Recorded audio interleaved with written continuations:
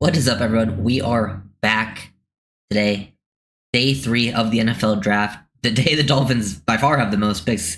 They have 7 picks going in today. 4 of them in one in round 4, but 3 in round 5. So we're gonna get pretty active here early on, and then none in round 6, but we'll see in round 7, 3 more picks, which will be interesting to see, potential trades going around. Who knows? There's a lot of players still left that I like. I don't know if there's anyone that I'm like, oh, that needs to be the pick, but there is a lot of guys that I'm like, okay, for sure. I think I'm definitely thinking best player available here. I know corner is like a huge need, but if there's some guys that I like more than some of the corners there's a few corners I would be down to take at 116. I'll talk about all these guys. I'm gonna go position by position actually. But what's up? How you doing?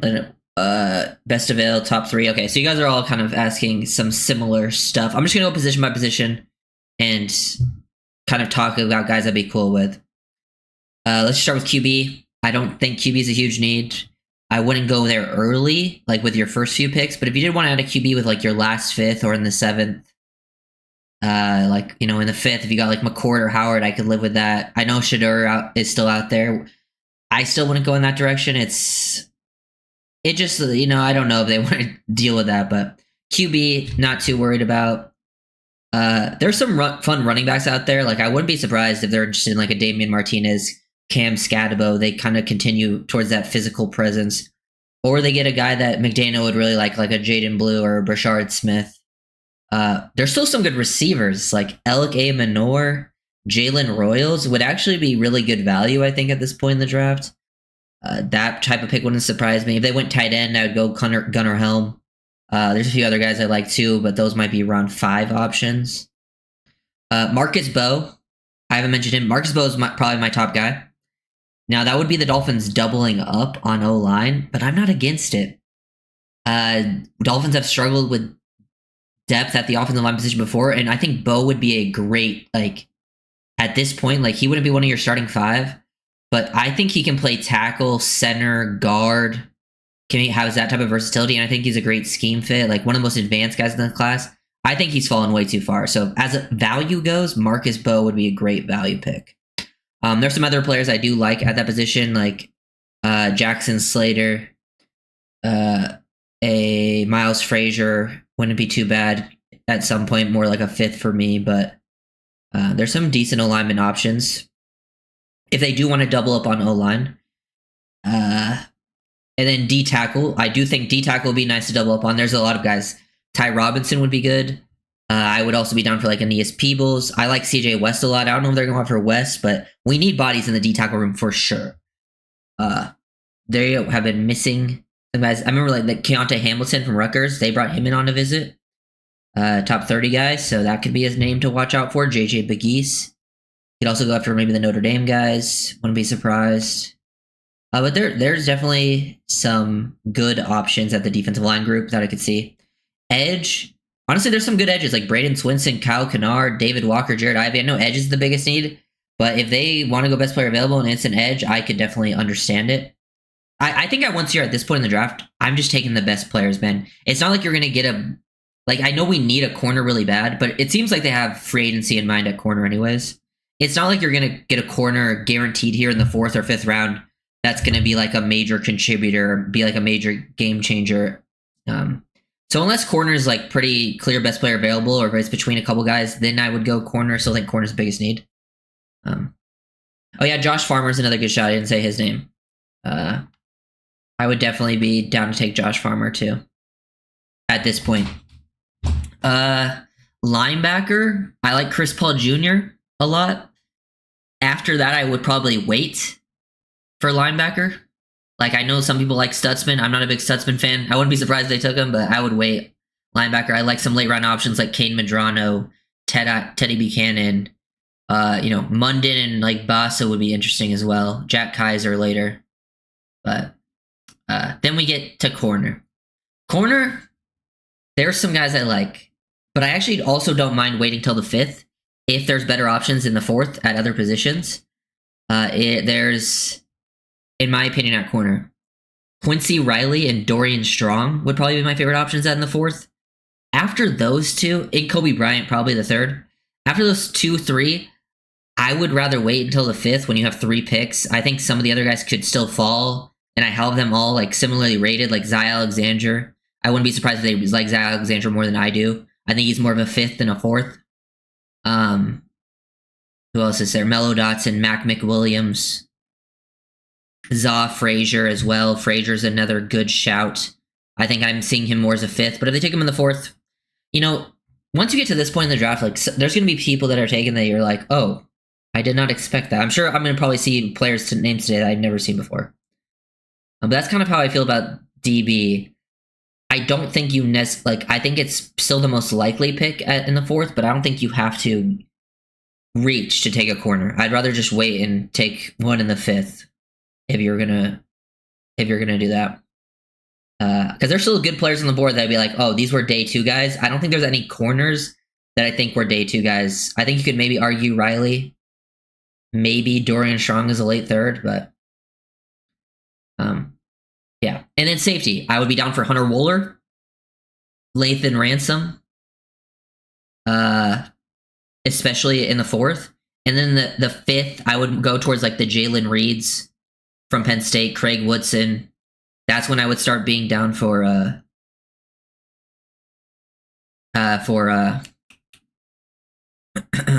Billy Bowman. RJ Mickens from Clemson's a good shout. JJ Roberts becomes an option in the 5th. Yeah, Woodson like in the 5th. I don't think I would take him in the 4th. But I mean, I wouldn't be mad. I do like the player. You think Shadur goes to UDFA? Yeah, it'll be interesting to see what happens to that. I hope he gets picked early so they don't talk about it the whole time. Because they've been talking about it. Kone, yeah. I'd say Kone in like the 5th.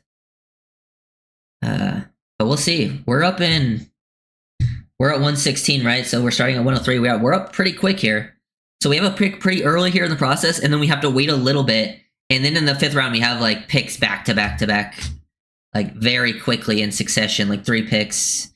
I can actually find it where the rest of the picks. Yeah, so we have pick 116, and then we have 143, 150, 155.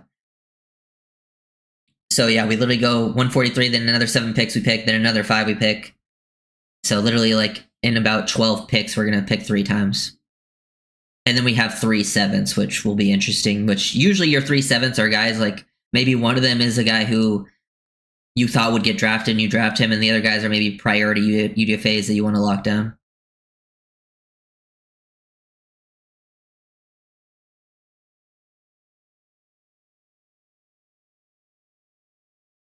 Three positions. I think they'll definitely pick corner. I think another D line. And then probably safety. Feel pretty confident with that. I'd probably put O-line up there, tight end after that. They're on the clock. They're starting up. Titans are picking. It's just happening right now. The Titans are 4.5 minutes on the clock. So no one's been picked yet. But yeah, I'm a fan of the draft. Let's see how it finishes out. I think the day 3 last year I was a big fan of. I think Malik Washington was an excellent pick. Especially you didn't have that many picks on day 3. You have a lot more picks, especially early on day 3. I still think Kamara can be a decent pick. I mean, you're not always going to hit on these guys. But if you can build your roster with like at least rotational players, depth guys, you'll definitely take that at this point.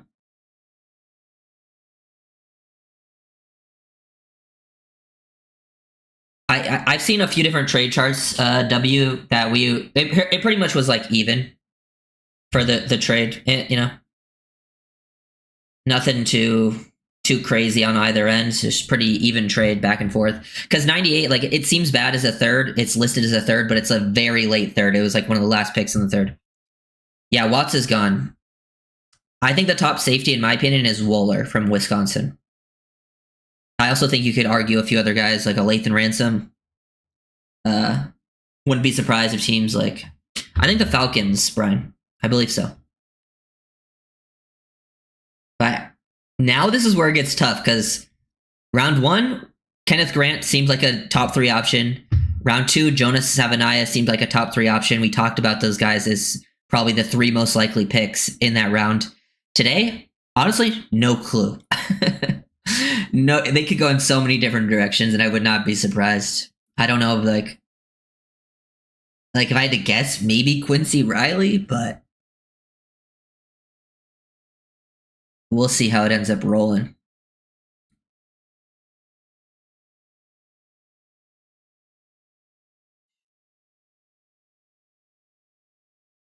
Yeah, Scatabo is available. I expect Scatabo to go here pretty soon, probably in round 4 or 5.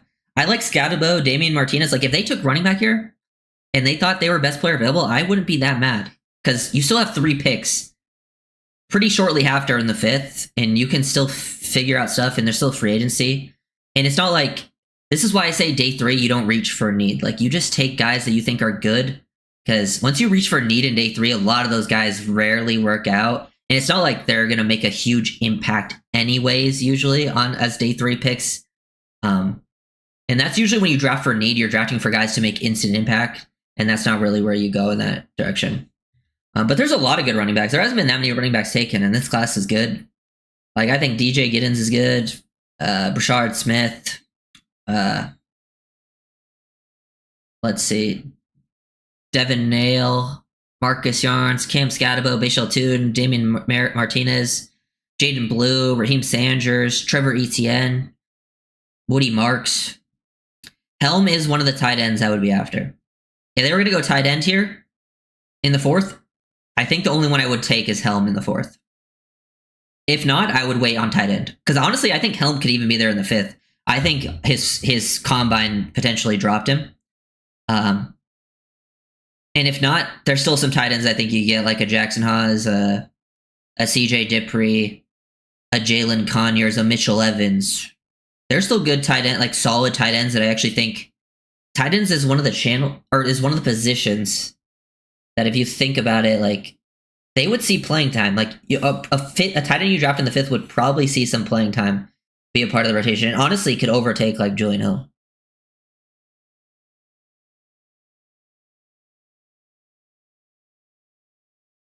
Wow. Okay, first pick happened, guys. So Titans select Chimere DK, the receiver from Florida. I didn't know how his name was pronounced until they just said it. Maybe it was wrong. But the receiver from Florida went early 4th. Interesting. I do remember. I mean, I'm not mad about that. I think that's a good pick for Miami. He's not someone I was considering at all. I did think he was kind of underrated in the class because I saw him as I saw people were talking about him as like a super late guy or UDFA, and I thought like, oh, he's like a 6th round guy. So this is a reach, but I thought he was underrated. But now he's not. He definitely, he did run faster than I expected, but I think he has a good feel, likes to block, solid build, possession receiver. But it's a weird pick, I think, for Tennessee. Restrepo still out there. Oh yeah, I would like Elijah Roberts too, as like an edge. If the Dolphins go edge, I would love an Elijah Roberts type, a guy that can play edge and some interior. Or I would like, if they took an interior guy, someone that could play a little big edge snaps, play like that 5 tech. I think the Dolphins are looking for that. Kind of someone who can play what Calais gave you last year, because Calais played all over the line. He played from 1 tech literally down to like 7, 6 tech at times. So having someone with that versatility, I think, would be huge, especially with Grant and Sealer. And having a guy that can be part of the rotation, because Benito Jones doesn't really have versatility. Grant is more of a 1 to 3 tech player. Sealer has a ton of versatility, but I think adding someone else to that room would be helpful. Yep, Ty Robinson I would love. Ty Robinson would be, I think, a very solid pick in the 4th.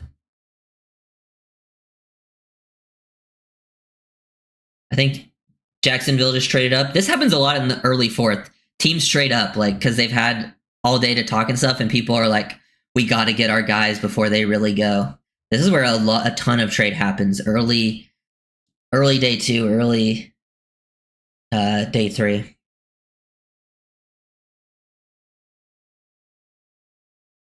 See what they do here.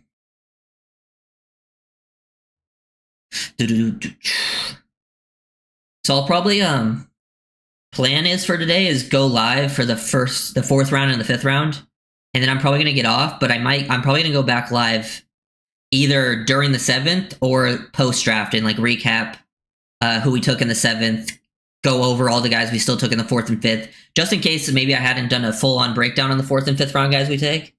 And then I'll do like, and then we can be live like when maybe UDFAs are getting picked up and just discuss some of that stuff. But overall, I think, pretty strong start to the draft. First 2 rounds, you got at least 2 solid starters, in my opinion, at 2 positions of need. 2 good values. I would say the only part I didn't love is the trade up, but it wasn't like the trade up was bad necessarily. I'm just not a big trade up person in general.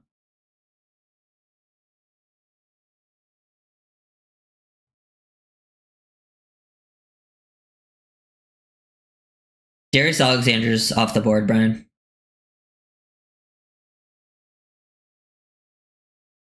Yeah. I could see Scataba with their sort of the direction they've gone in this draft.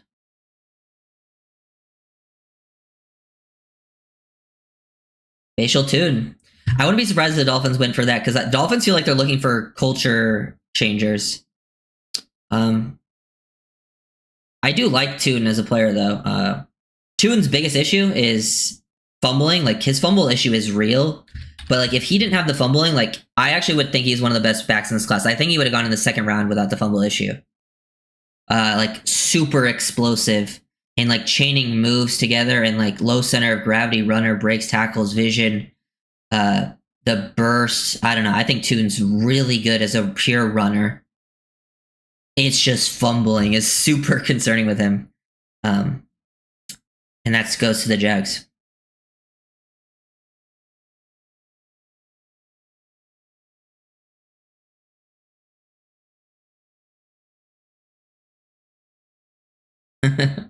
Yeah, Scotty, I know you were worried about.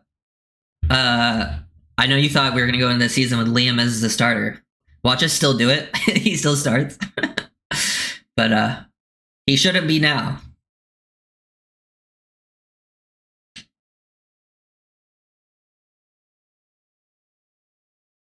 Honestly, though, this is a good start to the 4th round. I would say 2 and DK were not guys I was looking at for Miami in the 4th here. And not positions I'm looking for either, like running back, receiver. Like, I would be down to take running back and receiver, but not the players that they went with, so. Yeah, you don't need it. Yeah, you don't need to take a running back, but if the value's there, I'm all for it. And I think the value at this point, it would be good for a Damian Martinez as Cam Scatabo. I think that's the only running backs I would consider, though. Wouldn't be surprised. I know they brought in like Ja'Cory Krusky Merritt in for a visit. Wouldn't be surprised if they targeted him maybe in the 5th. Jaden Blue, Marcus Yarns, Rashard Smith. Those would be like later options. Woody Marks. Giddens is still on the board. That's actually a pretty good player. Giants pick is in.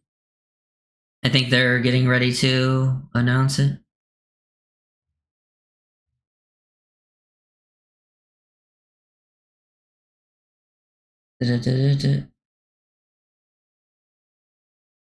Let's see. On Daniel Jeremiah, he has Sanders, Frazier, Dylan Sampson's available. I forgot about Dylan. He's another probably running back that's going to go here pretty quick. Another running back that's pretty good, but has some fumbling issues. Not someone I'm really looking for Miami, though. I don't want fumblers. Like, I like the players, and it is something you can work on. Giants about to pick.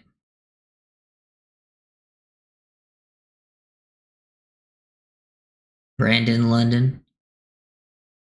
Victor Cruz. Giants. Come on.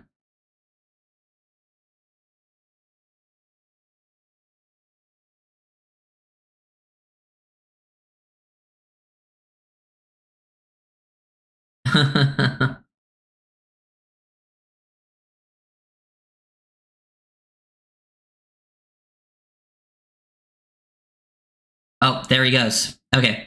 So Scattaboo off the board. I think that's a good pick. So that's one player I would have been down to take that's gone. Who was that? The Giants? I think that's solid value for him at this point. Obviously he is a dog. Very physical presence.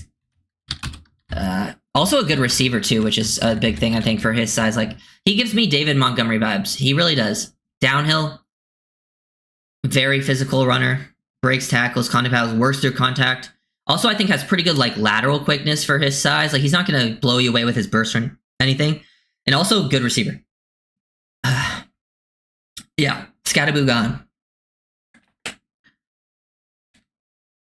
So yeah, the only running back I would take probably in the fourth I would consider is Damian Martinez.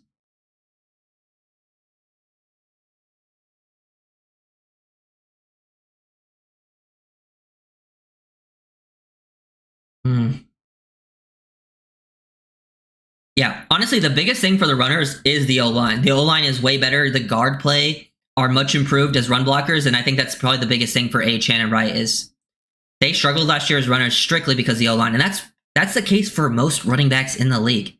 If your O-line cannot create for you, like it's very hard for running backs to create on a consistent basis. Look at someone like Saquon. Saquon was always good with the Giants, but he struggled at times and, you know, didn't have the greatest games sometimes because the Giants O-line wasn't that good. And, you know, he goes to the Eagles, who have the best O-line in the league, and he absolutely dominates. So, to me, if you have a running back problem, it's more than likely an offensive line problem. And I actually think that was the biggest problem with the team last year is offensive line and tight end play run blocking. That was the biggest problem, I think, with the offense as a whole, other than some injuries. But like what's the on-field stuff, I think that's really what limited you as a team is you could not run the ball successfully. That was the difference in 2023. 2023, when you led the league in yards per carry, that's when your offense was killing it. And then your O-line got banged up towards the end of that season, and then you couldn't run the ball anymore. And that really hurt the team. The team is predicated off being able to run the ball that opens up everything. You think about Ty Robinson? I would definitely be down for Ty Robinson here. He would be one of my favorite options, most likely, on the board. So I think he'd be fun. I think he'd be a really nice rotational player. Like if he was your third, fourth guy, you know, him and Benito Jones would be like third, fourth guy, but they're very different players. Like Benito is like a true nose, one tech type, while Robinson can move more around the line and would probably be in more in like passing situations.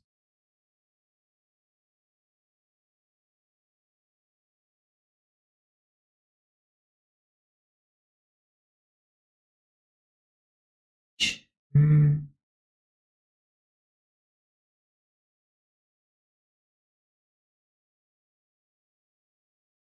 David Martinez, yeah, that's that's my top running back right now, at least for Miami. Jack Sawyer, personally, I'm not a huge fan of Jack Sawyer. I think at this point in the draft, it's fine to take him, but I understand why he's here. Like I think he was a day 3 player personally. I don't think he has any like great traits that really translate super well to the next level, from an athletic and physical profile standpoint.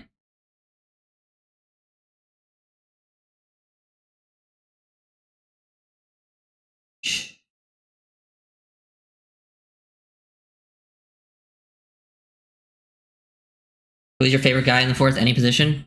Let's see who's left. Probably my favorite guy left is probably Marcus Bowe. Like from a pure like talent standpoint, I thought he was a day 2 guy. He's one of my few day 2 guys that's left. Marcus Bowe. But will the Dolphins double up on O lineman? I don't know. But yeah, other than that, like a Hunter Wooler, probably Quincy Riley at corner, Dorian Strong. Yeah, I like Elijah Roberts, Ty Robinson would be great. Gunnar Helmet tight end. Receiver, I would actually be down to take Jalen Royals and Alec Manor. I think their value is good here. And I'll never be mad at a good value pick. Same with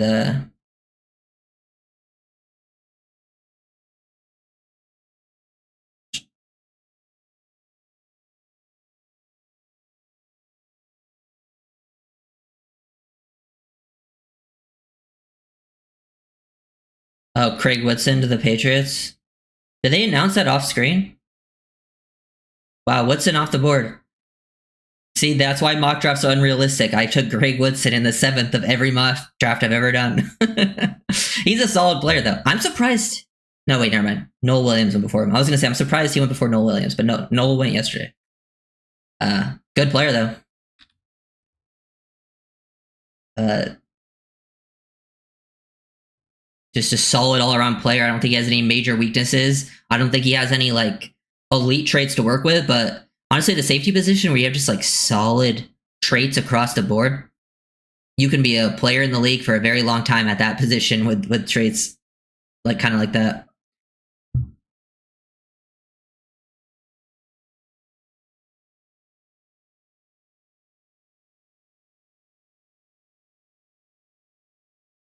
Jags picking.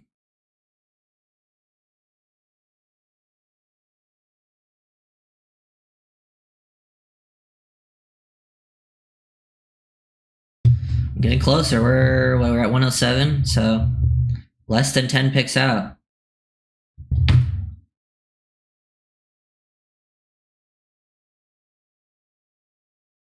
Jack Kaiser, okay. See, you're gonna start seeing people here that were projected to go later because teams value different than the media, the draft media scouts. Because like Kaiser and Woodson were both guys that I was higher on than what I saw in consensus. So I thought they were more like 5th round guys. Some people were putting them in like the 7th, 6th, and then they end up going in the 4th, even higher than I was expecting. But like Kaiser a lot too, Notre Dame linebacker. I think he was kind of getting underrated in this class. I think some people saw him as like a super unathletic linebacker. I don't think he's an elite athlete or anything, but I think he's a better athlete than people were giving him credit for, and he's just a smart player, can make an impact, I think, in kind of all 3 phases you would look for. Also just like leader of that Notre Dame defense, very physical. Interesting picks going on. Willie Lampkin, yeah. Yep, I agree. Take best player. No need to reach for corner. None of the. Yeah, Jax took Jack Kaiser, but no need to. At this point in the draft, there's no need to reach, man. Just take best player, and if there's guys like if your tags are touching means like on their horizontal board. If they're in like the same section, that means like their tags are touching. Then you talk about it, and you probably take the position that's a bigger need for you. But if there's a guy that's clearly like a tier above a corner at a different position that's maybe not as big of a need, you take it because you're not getting an end-all be-all fix at corner anyways with this pick. You're probably going to more fix it in free agency. And honestly, you're kind of fixing corners with your defensive front. Plus, I don't know. I wouldn't mind seeing some Ethan Bonner action. I know they played Duck over Bonner last year, but I'll say this. Like, I liked Duck as a UDFA. And, he's clearly outplayed his value. UDFAs usually don't even make teams. And he played snaps for you as a rookie. And I still think, there's some things to work there with Duck. But I think I saw more from when Bonner's playing time than I saw from Duck's playing time in both their UDFA rookie seasons. Maybe they just think Duck's a better scheme fit because we haven't seen Bonner in Weaver's scheme, so that could be a part of it. And then after that, we just haven't seen anything from Cam Smith because he's been constantly injured. So really the only thing you have reliable in that room is Kohu. And it's not like Kohu's elite corner or anything. I think, he had a pretty solid season for you last year. But he is more of a nickel. I think if you try to force him to play outside, you're playing him a little out of position. He played better outside last year, but it's still not it's just not the preferred spot for him. See what the Raiders do here.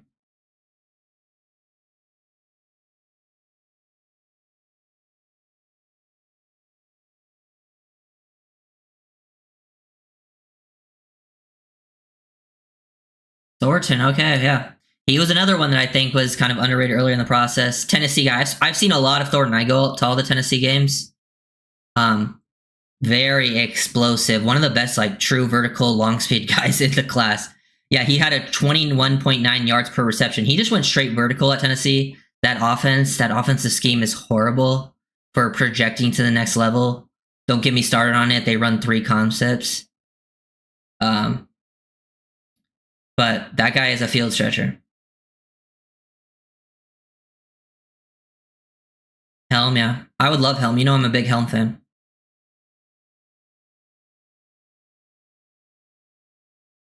Yeah, Kohu definitely struggled in that game versus Diggs. To be fair, that was honestly I put that game more on Fangio than Kohu because he left Kohu on an island on some of those play, like with no help, which is just not smart.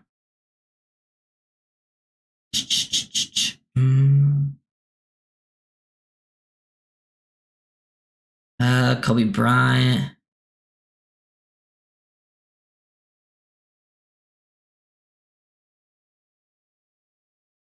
Yeah, the only corners, I mean, I think there's some corners that they could take here that would start for Miami. Are they actually starter level players? Who knows? But I think Quincy Riley, Dorian Strong are solid options if they were going to go corner here. I could see them being interested in Zy Alexander more so than me. Same with Zaw Frazier. I don't know. We're seeing people go off the board that were not all projected to go in the 4th round. So I would not be surprised if the Dolphins take someone that maybe we were thinking more as 5th round options.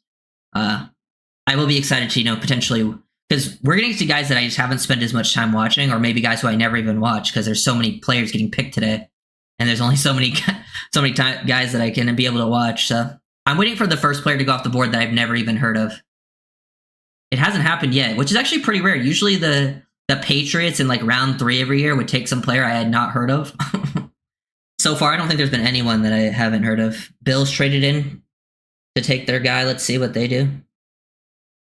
Lots of offensive guys going here pretty early. Seen a couple wide receivers, running back.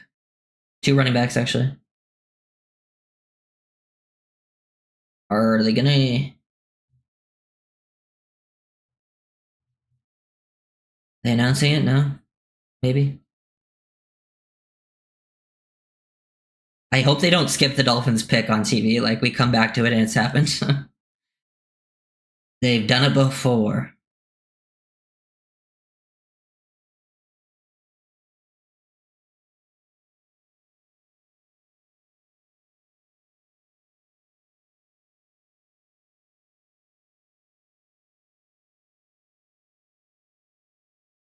Okay, Bill's about to announce. Some Bills fans.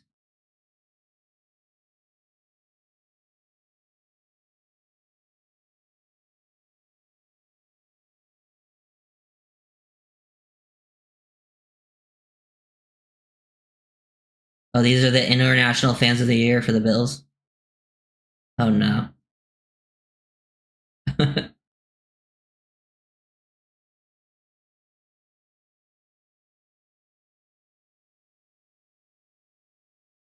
Deion Walker, okay.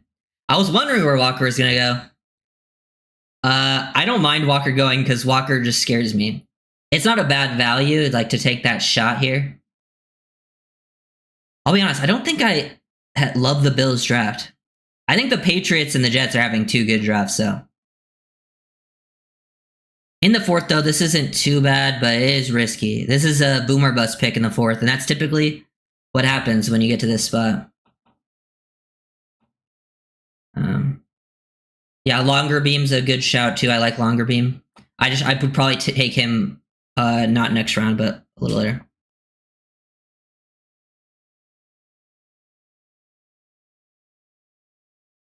Yeah, Eric, I do think it was fair. According to like multiple different trade charts, that's a pretty like even trade according to the charts. Now the charts aren't end all be all, but a lot of teams do use that to like at least stay in like the realm of possibility. Maybe it was a little much for me, but at the end of the day, it was nothing too crazy. They were convicted to get their guy, so I definitely understand it.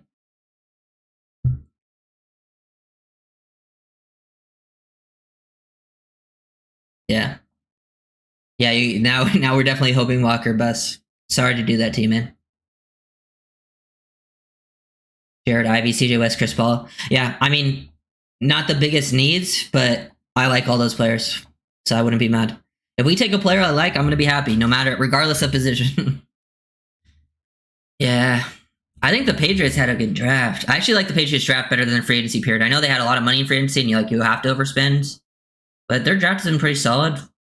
They've added a lot of players I've liked. Maybe if I looked at it more closely, there would have been things I would have done differently, but because they got Will Campbell, Henderson, I know they got Kyle Williams, and I think they had another pick as well. Oh, Jared Wilson, which was pretty good value. I know some people thought Jared Wilson might go first round, and they got him in the third. I don't think he was. I think he was a third round player, so it was like pretty solid pick. Yeah. Yeah, Patriots going to be very different. Definitely different than what we faced the past few years. But they're still not. I don't know. We'll see.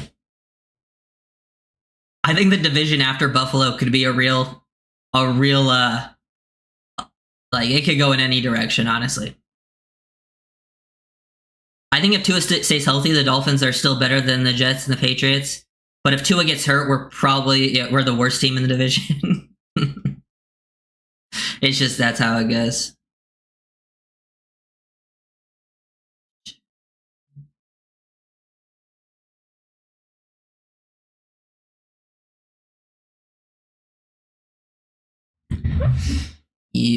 We're getting close. What are we?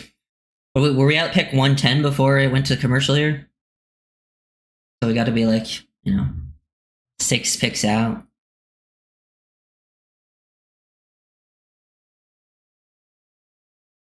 I enjoyed the free 2 wins a year, yeah.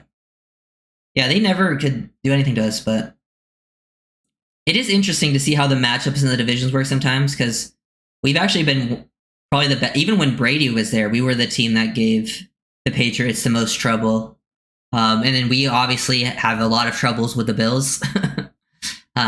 We've been pretty good against the Jets in recent time for the most part. Yeah, I'm definitely cool with Deion Walker going, especially with the back thing. Apparently has like a pretty big back issue. And I'm just not a fan of the film either.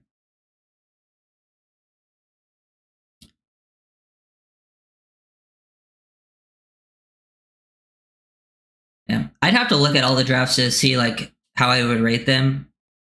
And there's also other stuff you have to consider, like where people were picking the value, and then also just like how many picks you actually had, who was on the board. You have to like go really in depth sometimes. And this is a big thing. This is why I don't love like listening to like the big media people who rank everyone's draft, is they're not tapped into every team. Every team is going to, like, especially in this draft, every team's board is going to look very different because of how people fit their scheme and their culture. That's why I think it's so important to like follow and like being more tapped in with people who are like fans of teams or like very closely into teams, because like I'm not going to be able to get, like, if I was trying to give someone my full on opinion of another team, it wouldn't be as good as someone who was like super tapped into what they were doing. But like I obviously have a better feeling for the Dolphins than any other team. Like I can give you a base opinion, like, oh, that player's good, but do I know if it actually fits what they do? Depends on the team, but won't know it as well as Miami.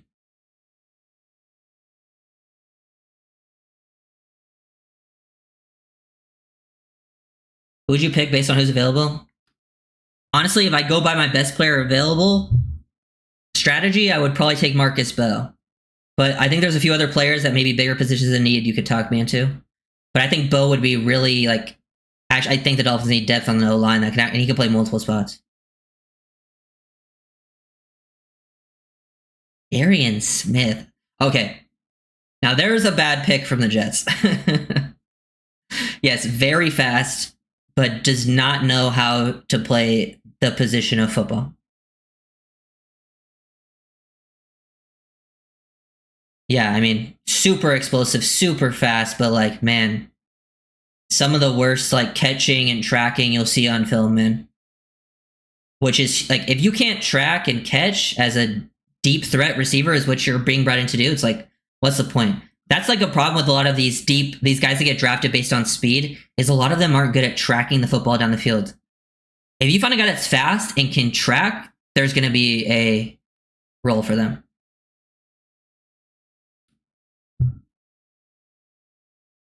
Let's see what the Eagles do. The Eagles are going to make a great pick because they always do. Howie always is taking guys like some of my favorite guys.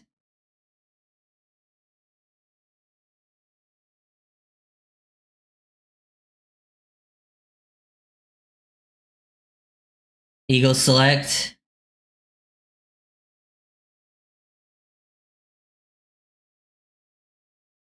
Ty Robinson, yeah, very good pick. One of my favorite options for the Dolphins coming up.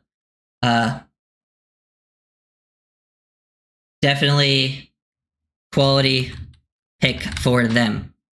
For the Eagles, they just continuously take best player available. They don't care about need. Like, I don't know if they've taken need for really any of their picks or like major needs. I think they've just been taking BPA across the board, and they've gotten a lot of players I really liked at decent values.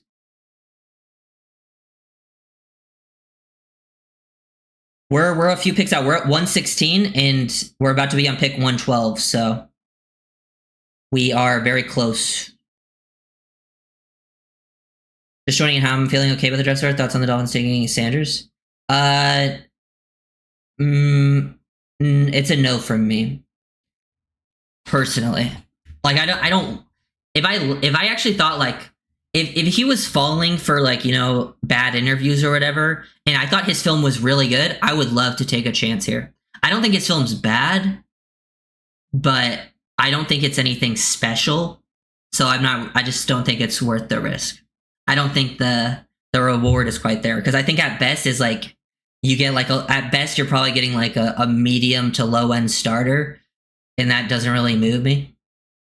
And that's like best case scenario, which is unlikely. At least not here. I guess maybe later, but I don't know how far he's gonna fall. It is kind of crazy.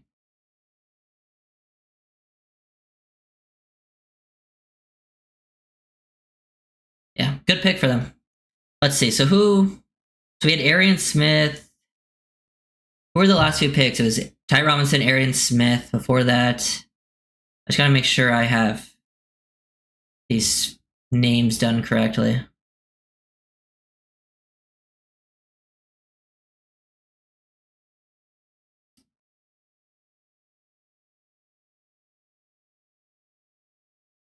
Yeah. There's a lot of guys I like at 116 right now. Really like Marcus Bowe, probably my top rated option on O-line. At corner, I like Dorian Strong, Quincy Riley. Safety, I like Hunter Wohler, Lathan Ransom. Linebacker, I like Chris Paul Jr. Running back, I like Damian Martinez. Receiver, I like Jalen Royals, Alec A. Minor. Tight end, I like Gunnar Helm. But wouldn't be surprised if it could be a bunch of different things. I saw there's some other names in there that it depends, that maybe I didn't mention that I could be cool with. It just, I mean, there are some guys that I do like. We're getting close. Okay, so they're on pick 112. Saints pick is in. See, he's got Miles Frazier, Dylan Sampson, Jack Sawyer, Torrey Horton, Jalen Reed from Penn State. Actually, wouldn't be bad either. Josh Farmer, Swinson, LSU. If you just wanted to go, I wouldn't be surprised if like Swinson was someone's best player available. Don't know if he's the greatest like fit or need for Miami, but I could understand it based on value.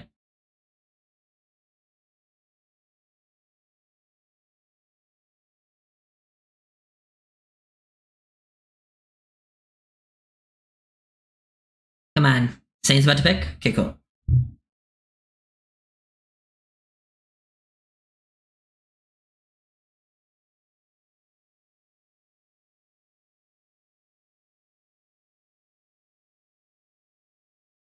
Oh, they're in Paris. Yeah, that makes sense.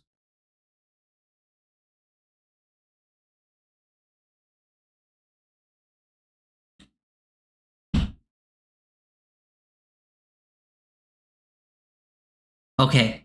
Honestly, happy with that. I thought he was one of the players that like I think is a possibility for the Dolphins, and I did not want, so.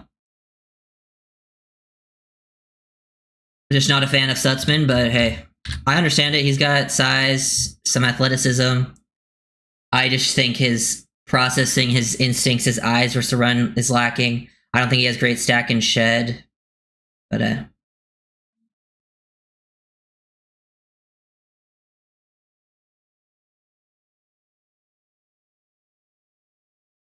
if Greer double downs on a line, yeah, that would be kind of, yeah.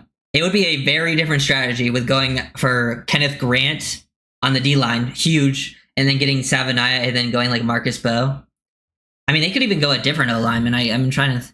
It's just Marcus. Maybe there's something on Marcus Bow. I understand him going a little later than expected because he is, I think, a little risky. Like you don't know where he's gonna play. You're like, ooh, can he play this spot? Can he play this spot?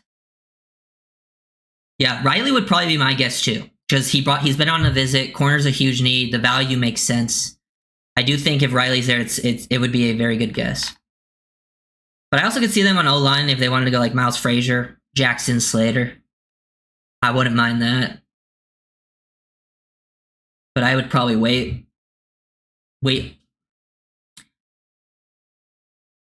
Jay Higgins. That's the Iowa linebacker, right? I haven't watched much of him. So I don't have too much of a thought there.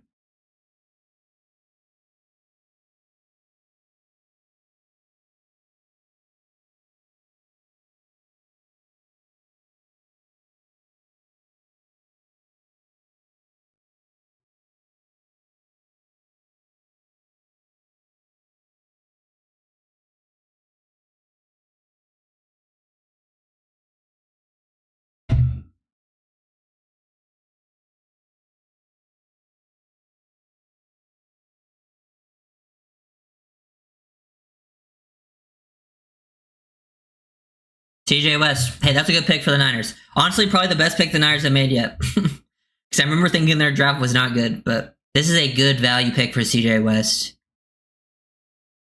I mean, I'm pretty sure, haven't they drafted like mostly defensive line? But this guy is got a lot of shock in his hands, disruptive, wins with leverage and power, also has good recognition skills. Like, definitely a fan of West as a player. But I don't know. After the Dolphins took Kenneth Grant, there wasn't necessarily a need for West because West is more of a one tech type of player. Like he can, do some other stuff. They're not exactly one-to-ones, but Benito Jones is already like that type of player on the roster. And then you have Kenneth Grant who'll be your starter in that area. But that is a very good player in my opinion. But I'm not mad for it from the Dolphins' perspective, just considering what D tackles I'm looking for. I think Ty Robinson is a bigger loss for Miami because of his fit within the guys you have.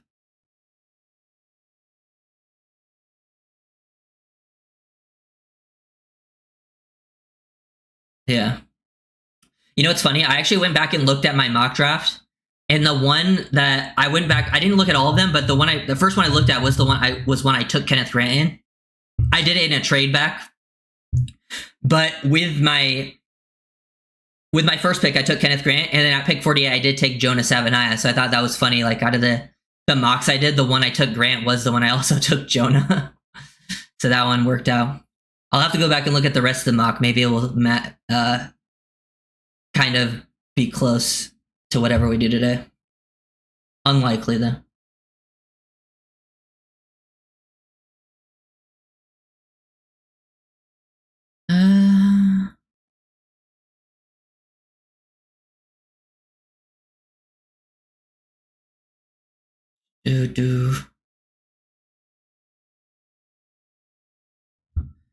Plays.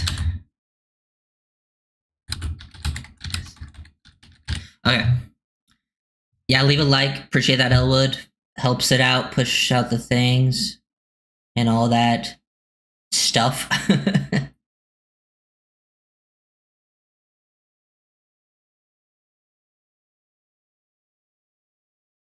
Prior to the profit, yeah. Yeah, I only did like 10 mocks, so one of them had to be closed, right?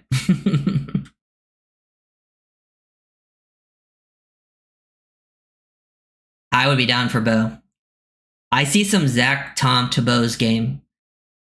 I understand why teams have some reservations about him, but man, that athleticism in this scheme and the positional versatility to play all across the line is like he can be your 6-0 lineman, but swing for every spot pretty much. That would be so helpful for Miami, just considering like he would 100% play. We've had so many injuries, and he could play right tackle. I think he could play guard. I think he could play center.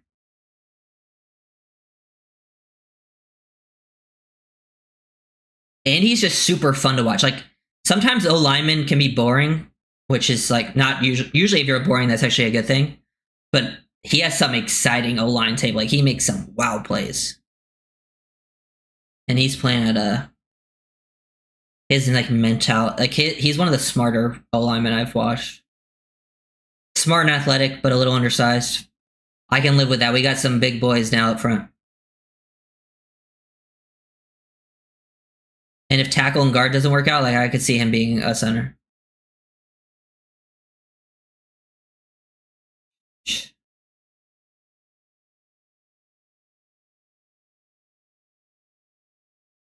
Boom, boom, boom.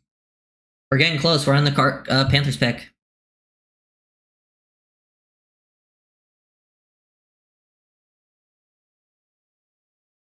Appreciate that, Wobbs. ETN, not later in the draft, maybe. Please draft Sanders. No, thank you. I mean, it wouldn't be the worst thing, anyways. Oh, ETN went to the Panthers. That's what you're saying. Early, in my opinion, but I understand it.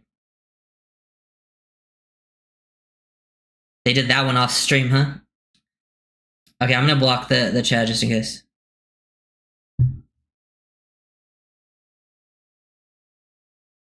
Yeah, that is his brother. They are brothers. Honestly, wouldn't be surprised if he's better than Travis at the next level. I think Trevor actually has a better feel for the game, while Travis had more of the physical skill set. But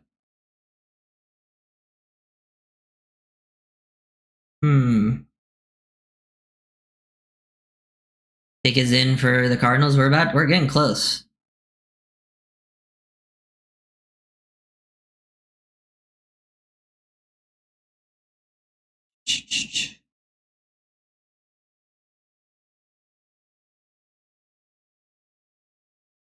Interesting. See what the Cardinals do here. Come on. I'm not looking at chat. I don't want to be spoiled. I'll look at what you guys are saying later.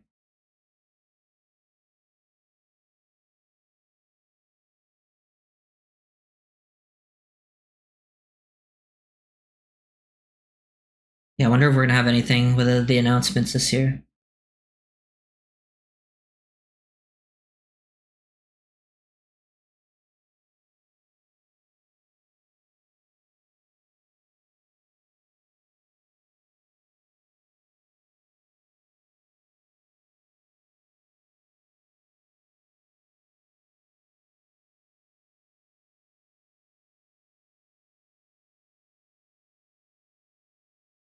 Okay, that's fine. Yeah, Cardinals went Cody Simon. Definitely not someone I was looking at here, position or value wise. So I think that is totally cool for the Cardinals to go in that direction. Ohio State guy, he's not a bad player. Physical guy, definitely productive. So we'll see. See if they put this Miami pick in. Marcus Bowe is still on the board. It's probably what I would do. But there's a lot of different options I've liked that I've talked about. If you want to go corner, none of them went off that I liked. Dorian Strong, Quincy Riley. I could see the Dolphins taking Zy Alexander. Hunter Wohler. Trying to think other D-line. D-line, maybe wait till around 5. Gunnar Helm, Damian Martinez. Oh, we traded.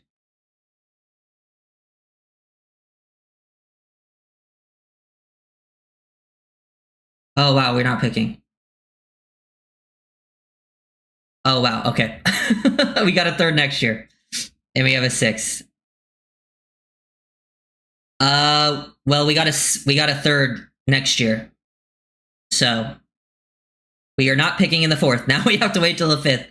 Now we have a 6, so now I have to be live until the 6th round, it looks like. Yeah, so no 4th rounder. I guess they just didn't love the value of what was there, and they decided to get a 3rd next year. I mean, they basically did the opposite of what they did last year, right? Last year, they didn't have a 4th, and they got Jalen Wright. So they basically kind of just swapped.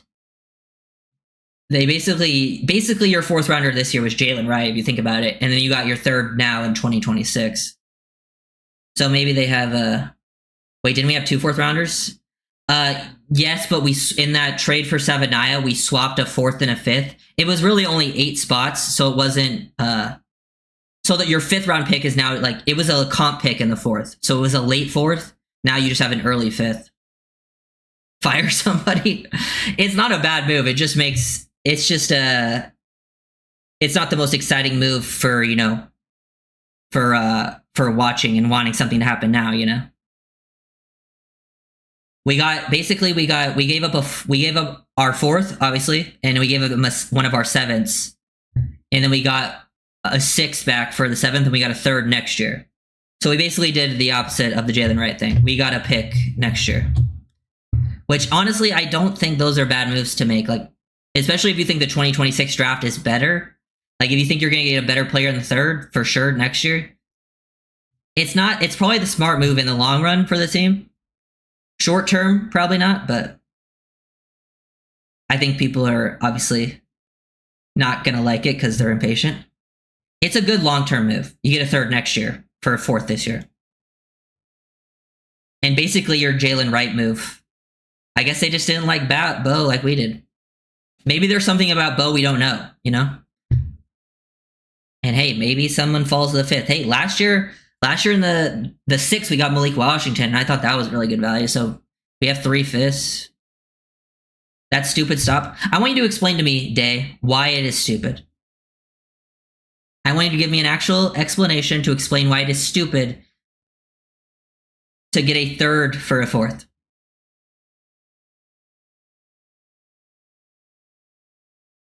Tell me, because you're not going to be able to tell me an actual reason. It's just a move. It's just you wanted to see a pick happen now. And I understand that. I wanted to see a pick happen too. But stupid is not stupid. It's the smart thing to do for a long-term effect of your team. Let's see what people are saying on Twitter.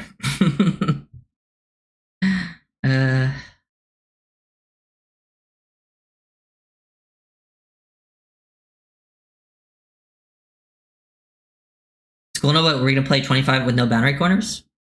I mean, a boundary corner you drafted there at the 4th round wasn't going to be a huge difference maker anyways, in my opinion, so they're looking to the future. That is what it is. I think they're more looking for corners to sign in free agency, I would have to guess at this point. I'm guessing the corners they like are gone.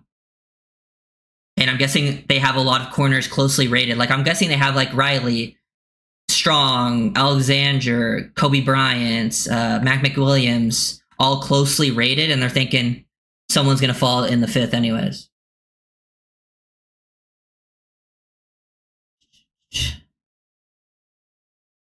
Why it's stupid? Because they have no CBs at all and need to win now. So you think a corner they would have taken in the 4th would make them win now? No. Like, I like Quincy Riley. Taking Quincy Riley would not change the outlook of your team.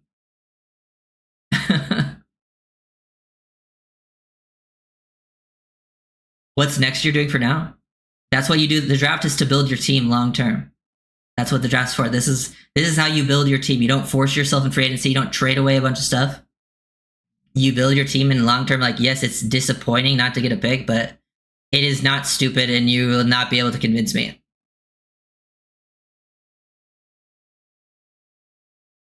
What was the trade? They gave up their 4th this year to get a 3rd next year. So they just moved up a round next year. And they traded away their 7th to get a 6th.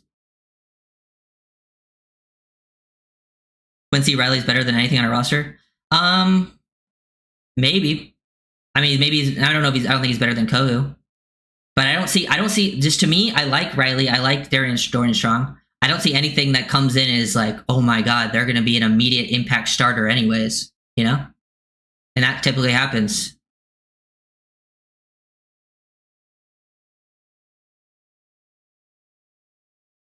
You guys aren't understanding. I need you guys to think. Let's think. Yes, would the corners potentially some of them be an upgrade? Yes. Could you even potentially get an upgrade still in the fifth? Also, yes. But would any of them genuinely make a difference for you in a win/loss column in year one? I do not think so. Would any of them going to make me win the Super Bowl? Not at this spot. I do not think so. And you're not winning the Super Bowl anyway.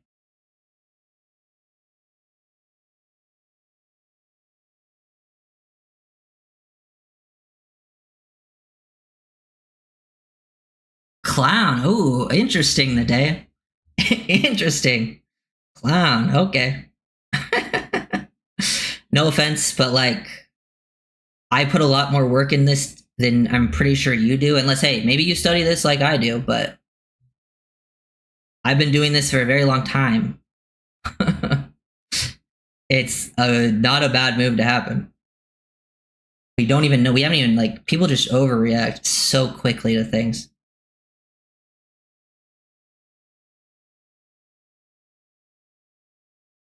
That is very true, Scotty. People were so pissed.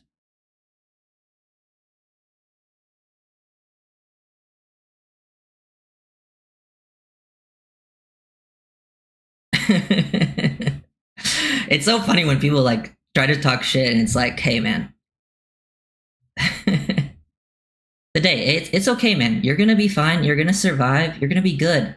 I know you're maybe lacking a few up there, but go out and live the day. You will survive.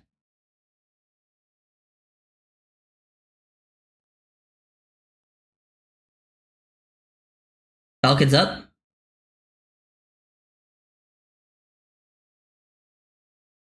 Clown is crazy.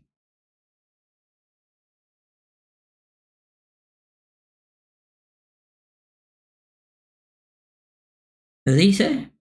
Oh, Billy Bowman. Oh yeah. Yeah, not a bad pick, I think, at the spot. You want to see a missile on the field. Billy Bowman's so weird because like he misses so many tackles, but he flies. I love how aggressive he plays.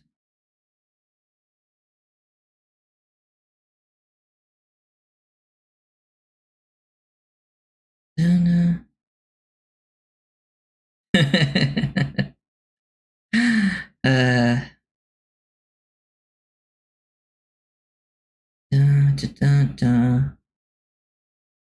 Comparing him to quantity digs, I can definitely see that.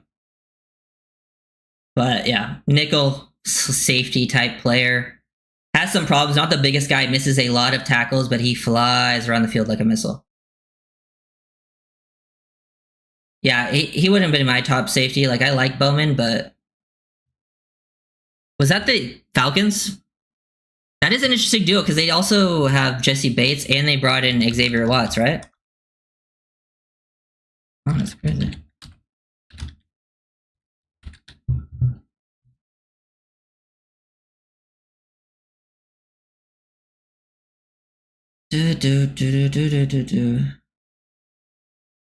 Whose pick is it right now? We're on the Bengals pick. We have more holes than any team. What's your thoughts? I don't have thoughts on that because it'd be very tough to say that because I don't know every team's roster off the top of my head.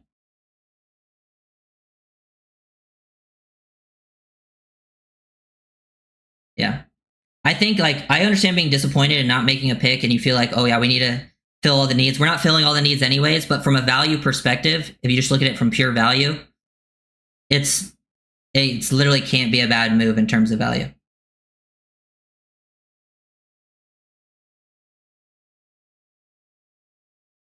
But honestly, you know what that does show me? That shows that Chris Greer feels pretty confident in his job. Because usually teams don't do that unless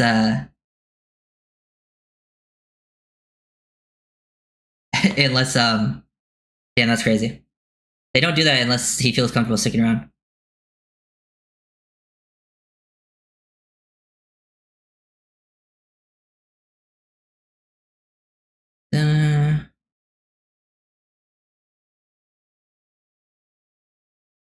I'm an FSU alum. I love my FSU boys. Loved Verse last year. Yeah, I loved Verse too. I thought Verse would have been the pick if he was there. I think that's who I predicted the Dolphins to pick, but he went, what, 2 picks before he picked? Yeah.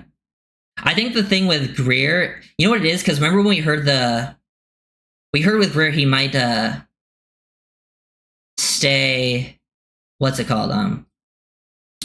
He might stay on and like he might not be the GM anymore, but he might stay around as like some other role, you know? So that could be what they're doing there. That could be another reason for it too. Draft is about value. That's why Eagles are Super Bowl chance. Yeah, value is everything. I've seen the Eagles do both of those things. I've seen them make the picks, and I've also seen them trade away future picks, or trade away now picks for future picks to get better ones. A lot of the best teams do that. It's personally, it would be something I would do every year with at least one of my picks.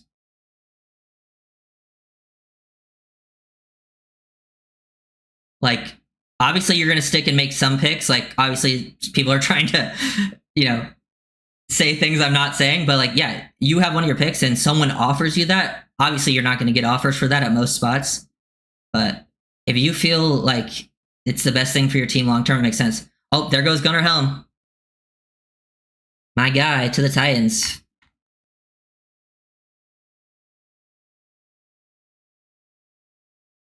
And Garrett Carter went to Cincinnati, apparently. Barrett Carter, not Garrett. Oh, we're missing picks, man. They're missing picks at commercial. Gunnar Helm to the Titans. Big fan. Just feel like he is a guy that unfortunately fell due to this process, but I do think he is I just see like a guy that's going to start out his career as like a solid tight end 2. That could be like a low end tight end 1 for some teams, but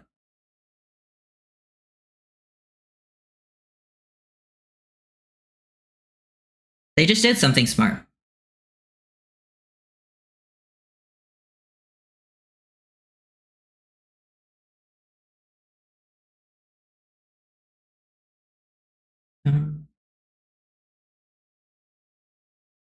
Yeah, I agree with that, Ryan. That does kind of suck. Like, I would have loved to have more picks. Like, I love having picks. Like, I'm a big trade back person. Like, I would be trading back all the time to pick up more picks and then maybe turning some of those picks into future picks that are better picks. But you don't always get that opportunity.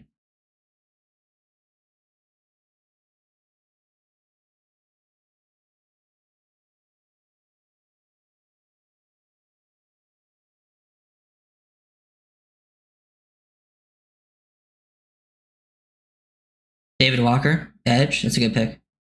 Central Arkansas, one of the most productive players in the country. Yeah. I mean, man, he was one of the best rushers I think I watched. That was Tampa Bay. Honestly, that doesn't surprise me. I feel like he actually kind of reminded me of that, what's his name? Shaq Barrett. Like a shorter edge rusher that runs with leverage, wins with speed to power a lot.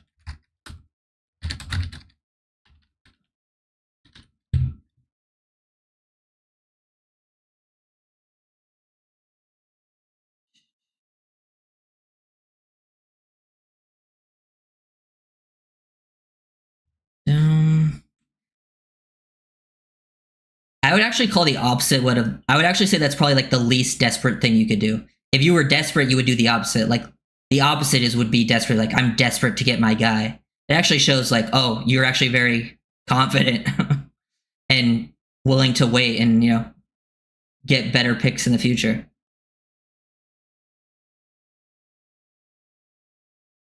Any decent corners left? I mean, yeah, none of them have really gone, right? At least from what we've seen. None of the guys I've talked about.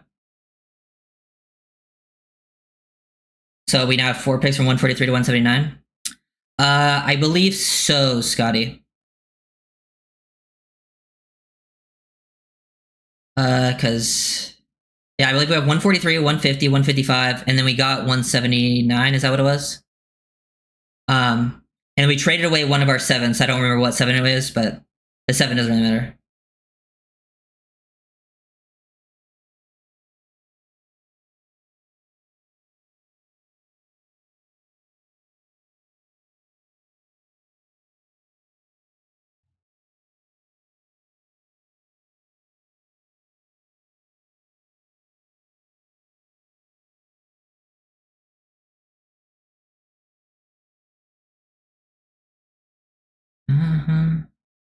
Why do we trade back? Just it's a value game. I mean, they thought the value in next year's draft in the 3rd round is much better than the value they would get at the 4th round in this year's draft. That's just pretty much what it comes down to. And they also moved up one of their 7ths into a 6th. I mean, I guess that's just a slight added bonus, nothing too crazy.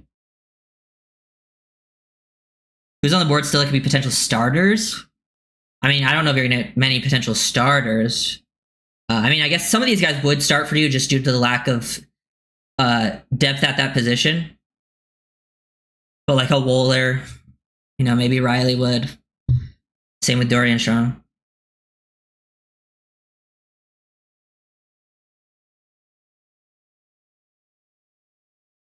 Ransom gone? You guys are spoiling.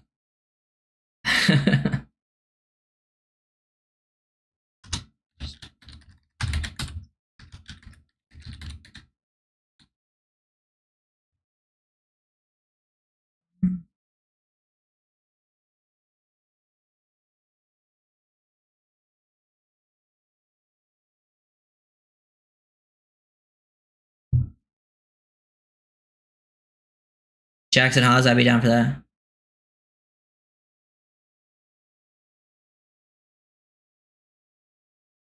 You're good, Reed. I'm going to cover the chat once we get to Dolphins picks anyways.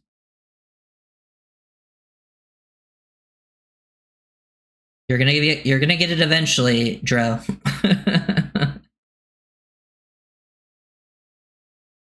There you go. I really haven't watched much of Seth Hennigan. Yeah, it doesn't show it on NFL Network, so I'm not seeing it. Because that's where I'm on. I have to watch it on my laptop that way.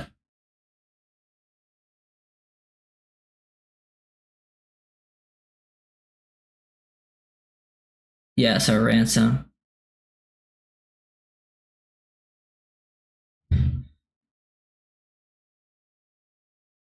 Interesting. I would still say Marcus Bowe is the best. Dipri over Haas? I could see it. I think Haas is just a better blocker, but Dipri is definitely has more of a receiver ability.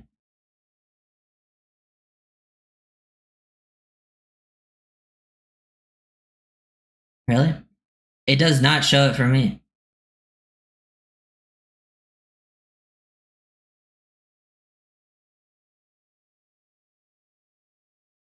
There goes Sawyer.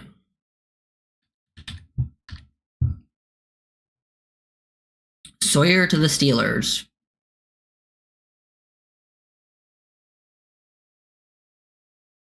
Interesting. Yeah, I'm surprised some of these receivers are still on the board.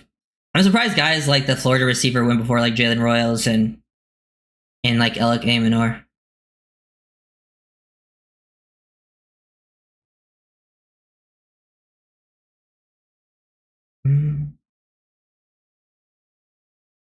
Yeah, Gunnar Helm already went. He went a few picks ago.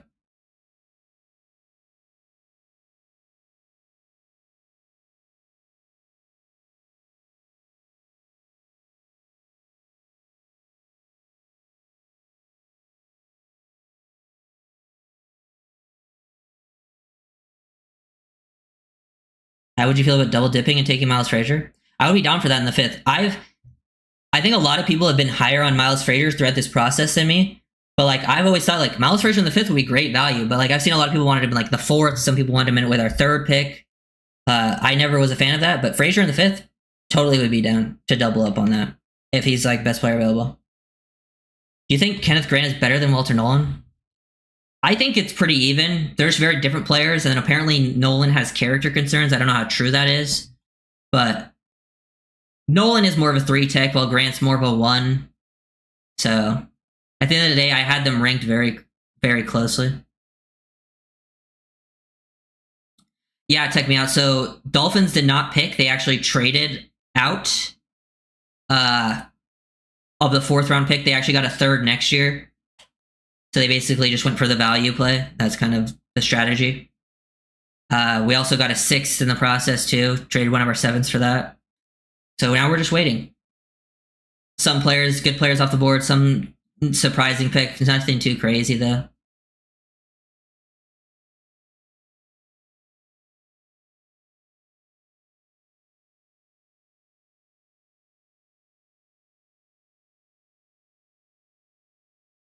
Yeah, I think offensively you're fine right now. Really, like you don't really. I mean, there's places you could definitely upgrade. You need better depth, but really at your starter spots, like you could definitely go with this offense into the league and be fine. Defensively, you definitely need secondary help. I think they're going to sign people after the draft. Like, and at this point, you're not going to fix the secondary. Even if you still had that 4th round pick, you weren't going to fix the secondary. That's kind of like my point with this. Is those things weren't going to get fixed anyways until maybe they got into post draft free agency.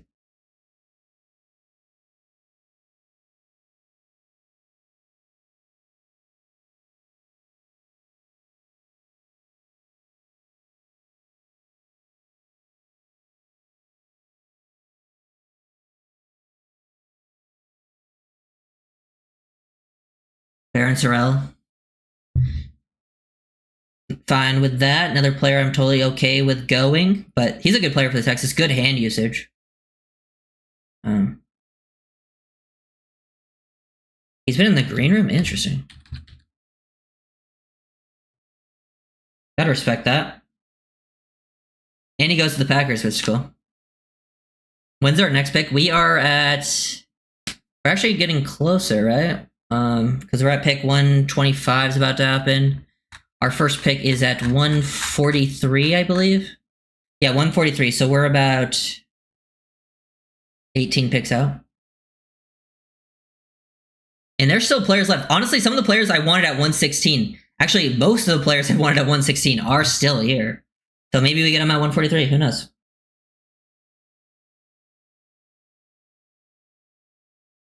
That's cool. I didn't realize he was in the green room. Good for him, man.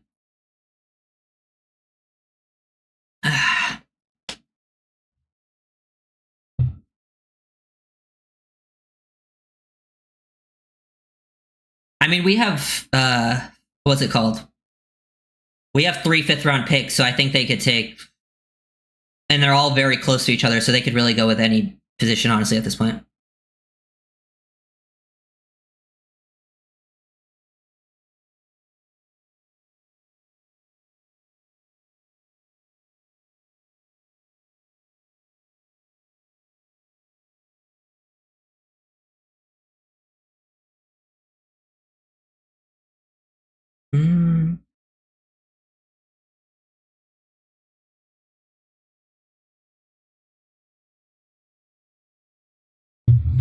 Yeah, well, I think the Dolphins are in a little bit of a, like I've said, a little bit of like a soft rebuild. I think they kind of hit a little bit of a reset button this offseason. I don't think they're expecting immediate results this year, but I do think they're off to a good start with this draft, and looking to the future is always helpful.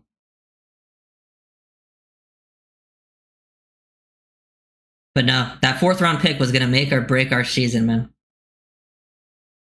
The season is now over.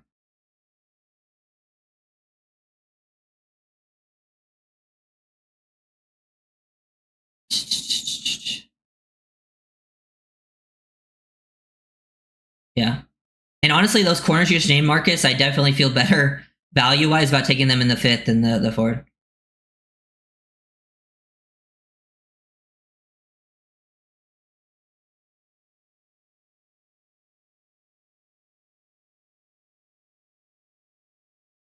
I look at Kenneth Grant's game tape against Texas, and it worries me a bit is he had no production that game. It depends what you mean by production. Like, you're talking about like stats, specifically like tackles. One, I would say, to kind of talk about the Texas game, is the Texans actually have a very similar offense. They run a similar scheme to Miami. So they just do a lot of quick passes, RPOs, and it's like, I think that's something you got to pay attention to. That's like the context I think missing in that game for some people is nose tackles. One, they don't always put up a ton of stats, but they impact the game in other ways. They also helped out their teammates taking on double teams. And they were double teaming him, and they were also doing a lot of quick games, RPOs, play actions, They were really trying to mitigate and stop the D line for most of that game.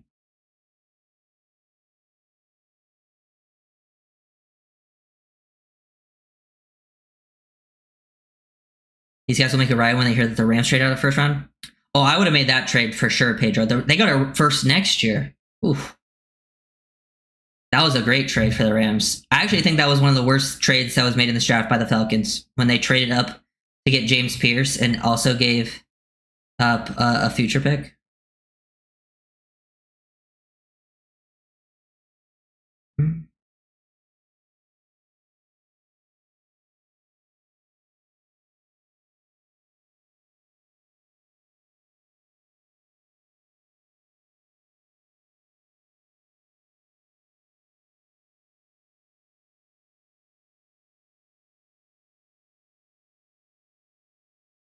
Yeah, I agree, Robbie. Love the two players. Not super crazy about moving up.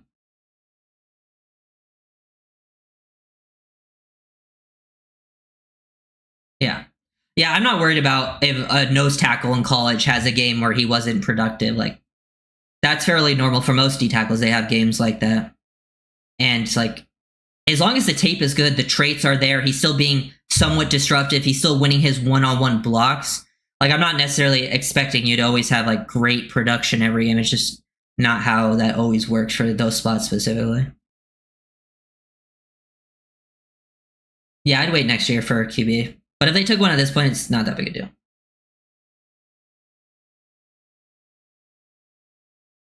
Mm-hmm.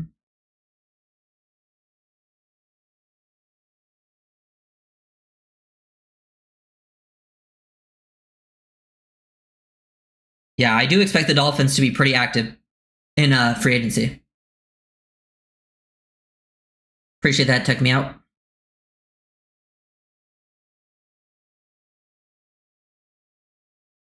Yeah, I would say this. This is a tweet from Barry Jackson. He said, all offseason, Brewer has behaved like a man more concerned about franchises long term, like financial help, cap predicament, asset management, than someone desperately trying to save his job. Which I actually think is the best thing for this team. I think if they went all desperate, that would have just made a rebuild, even like a full on rebuild, go even longer. So I think this was the correct move from that outlook. Like the whole offseason.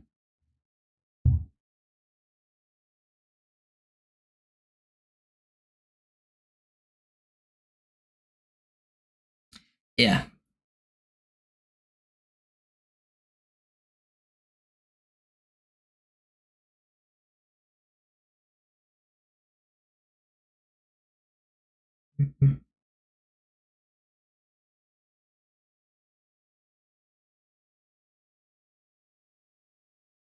Let's see what they do here. What is our next selection? Whatever top corners available, I'd guess. I'm more worried about corner than safety. I mean, the safety group could definitely be upgraded. But last year, your safety group was horrible. So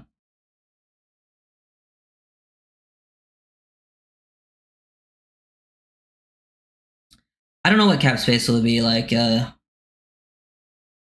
if you trade Ramsey post June 1st, it will be fine. Which I'm guessing that's the plan now. If they haven't traded Ramsey yet, I'm guessing they're not. Especially since they just traded out. I think they're looking for next year. So I'm imagining Ramsey's probably going to get traded for a next year pick. Or maybe a player.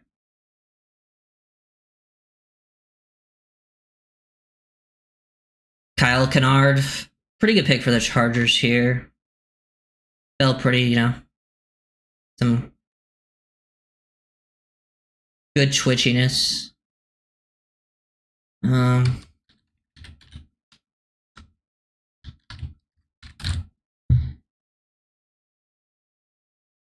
Who's up now? Cleveland? We're at pick, yeah, about to be on pick 126. I feel like they took a hot minute there.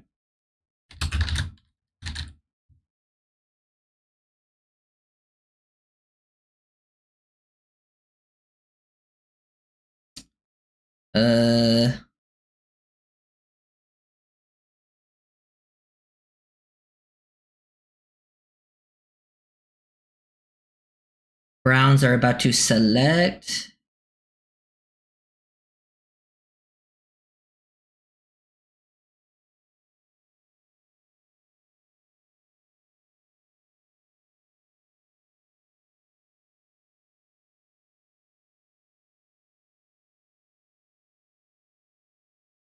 Dylan Sampson. Okay, there he goes. Another running back.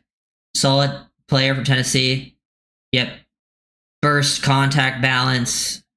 Was kind of that offense. Actually was a good low red zone player. Low center of gravity player as well. Does a really good job of breaking tackles. Love his patience, vision. Have problems with his fumbles, though. What can we get out of Ramsey? I wouldn't expect more than like a value of a 5th rounder.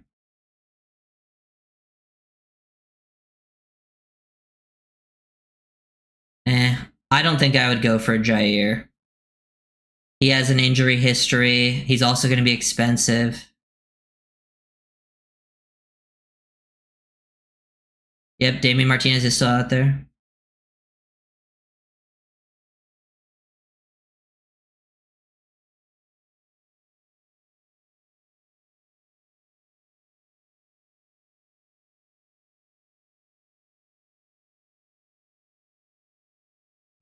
Jalen Travis, Iowa State. Okay. That's another name I could have seen the Dolphins potentially being interested in at some point with his measurables. But I wasn't, because he's listed at 6'7" and 3/4, 339. Moves well for his size. I wouldn't have been surprised the Dolphins were interested in him in like a swing tackle role. But I didn't like love him or anything. Ramsey for 4th rounder next year. Yeah, I could see something around that value.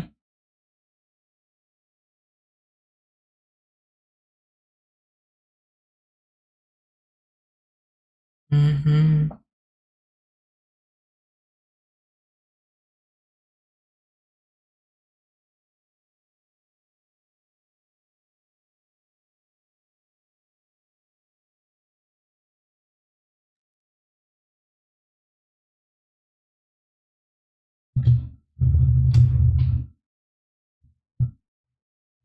Ooh, Jalen Lane off the board. Honestly, one of the better, I think, receivers left. But I talked about him. He's a more explosive Malik Washington, but like a less reliable one. But very explosive. Actually, when I was watching this film, I'm like, wow, he looks like Malik Washington. He wears the same number. They're very similar sizes. Trade for Greg Newsome. I'd have to look into what that would cost and how Newsome's been playing.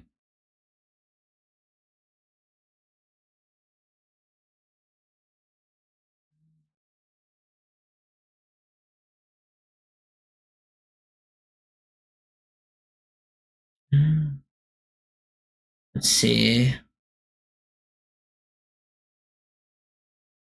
Nope, I'm missing. Okay. Yeah.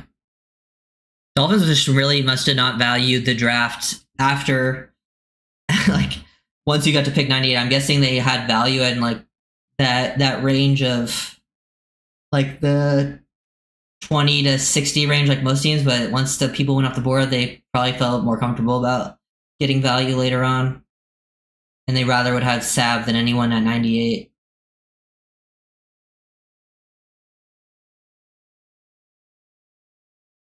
Is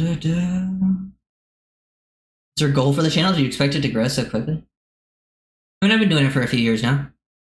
I don't know if I really have a goal. I just, like making film breakdowns.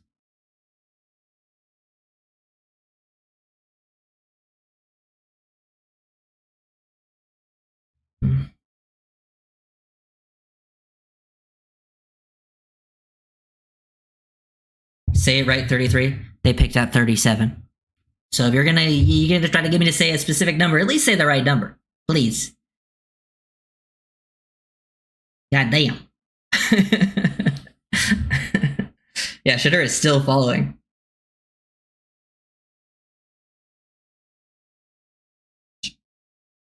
Yeah, I don't know. It just seemed like from everything people have talked about the Ramsey thing, I don't know. It might be done.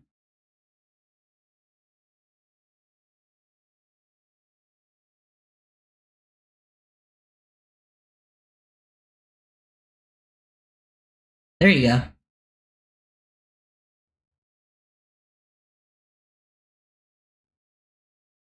So basically, we gonna suck. As they've been going for all off season, they are looking to the future. I mean, if that upsets you, sorry. I still think like they're around the same spot they would have been in if they did pick at 98 or 116. Like obviously it would have been nice to have some picks there, but I understand it from you wanted to get your guy with Sabanaya, and the other one you wanted to get a better pick in the future. And that's something a lot of teams do every year. You have to just kind of weigh those options against each other. I can understand both sides. But also it's not like those things would have changed much in the short term. It upsets me. Really? I can't tell. Didn't they ask Raymond to take a pay cut? Apparently that was reported.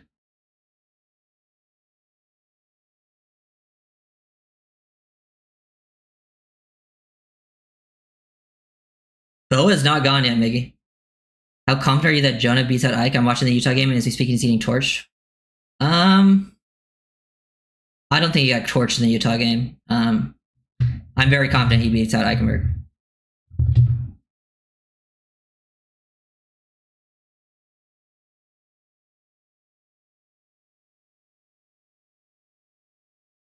Ooh, Teddy, there he goes. Okay, good pick for the Ravens.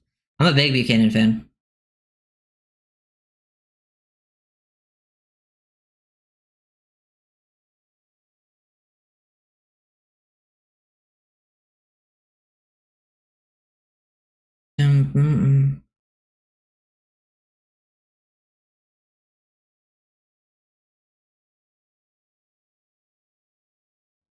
Teddy.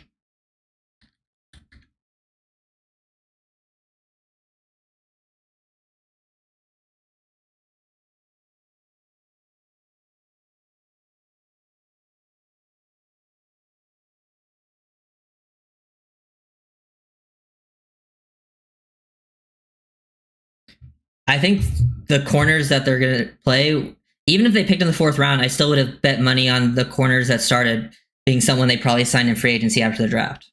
Or just being Cam Smith. Like, I think they're still going to probably try to stick with Cam Smith and give him a chance to start.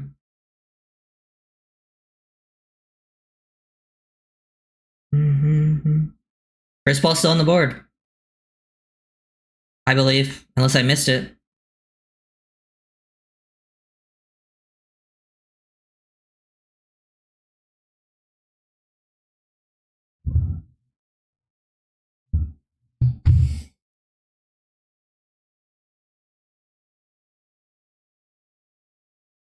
I agree, Marcus. I like when seasons like this when people, have low expectations for you and you're playing a lot of young guys. I think it'd be exciting to see how the team develops.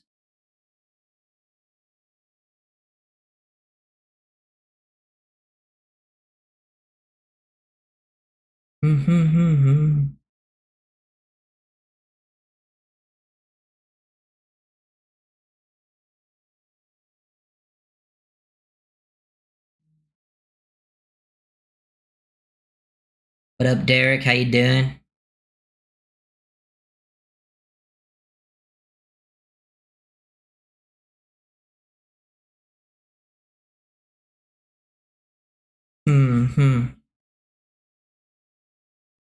I hate when they go to commercial, man.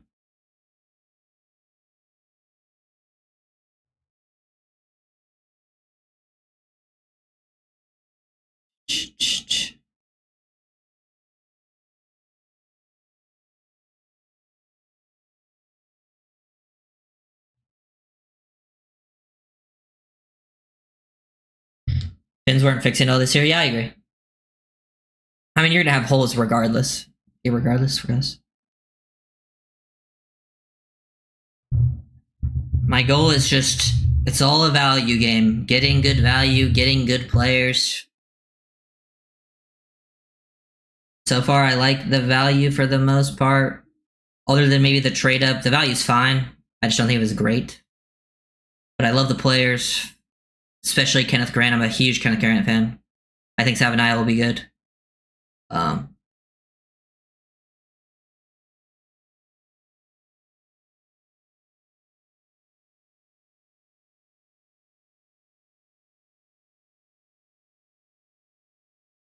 Mm-hmm.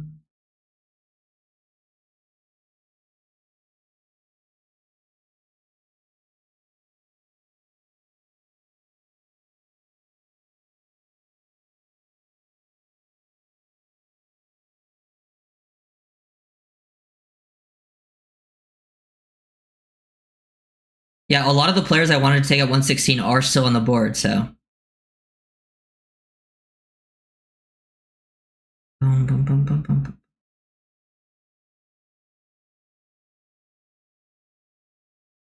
Jets took Malachi Moore. They keep showing stuff off screen. Honestly, that's fine with me. I know a lot of people liked Malachi Moore. I thought Malachi was solid at this spot, but I was never like super on the Malachi Moore thing. I was just kind of threw his name in part of those groups.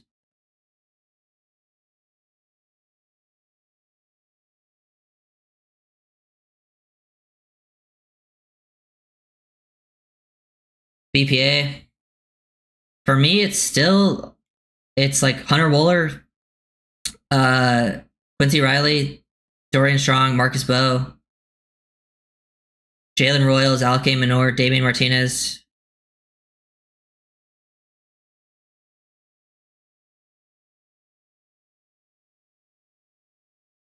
There goes Riley. There's one of them. Louisville corner, nickel outside guy. Instinctive. I do think Miami probably liked him, but if they really wanted him, they would have just taken him. I'm guessing maybe the reason they wouldn't is because they maybe see him more as a nickel and they already have Kohu. That would be like probably the main reason.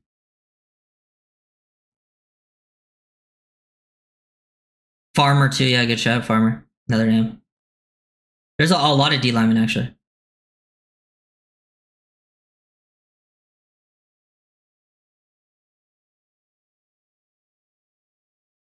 Um,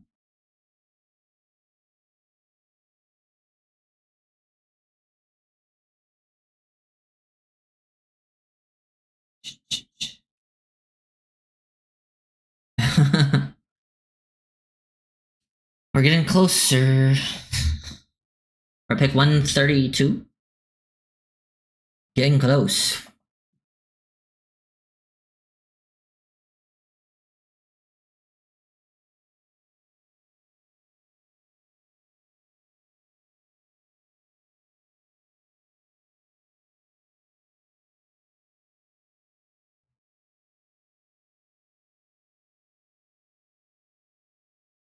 Dun, dun, dun.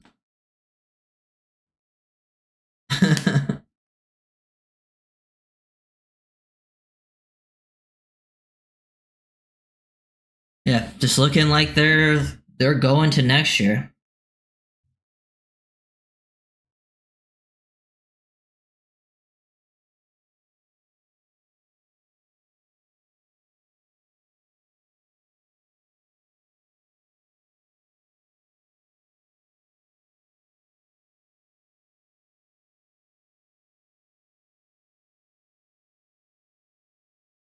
Mm-hmm. Yeah, this is definitely like it's a two-player draft up top, but I still think you can find. I mean, honestly, when you're at this point in the draft, you're just finding guys. Honestly, if they make the roster, that's usually a hit. Because a lot of fifth rounders don't even make rosters. But if you find a guy that is a rotational player, pretty nice hit. Marcus Bowe, Dorian Strong, Damian Martinez, Hunter Wooler, Chris Paul Jr. Stutzman's off the board. Thank God.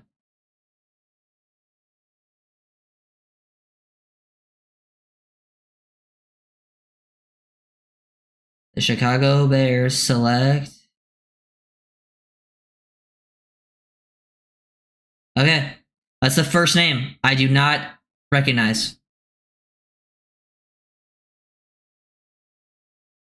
I have never seen Ruben Hippolyte in my life. uh, wow. Yeah, I think that's the first name I literally don't recognize in this class. Is what it is. Ruben Hippolyte could win before Shadur Sanders, who had that on their bingo card. Hey, maybe he's good. I have no idea. I genuinely have no idea. I've never seen him play.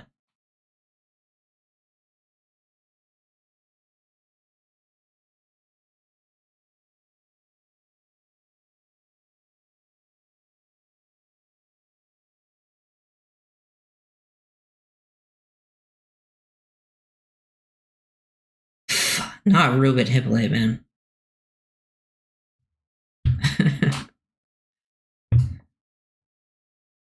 Weird draft for the Bears.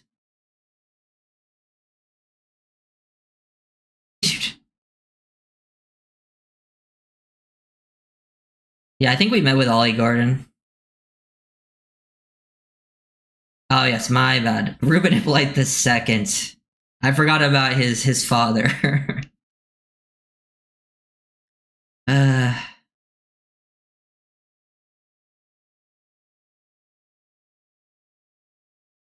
was AVG a surprise for you? What do you mean? When like Andrew Van Ginkel left?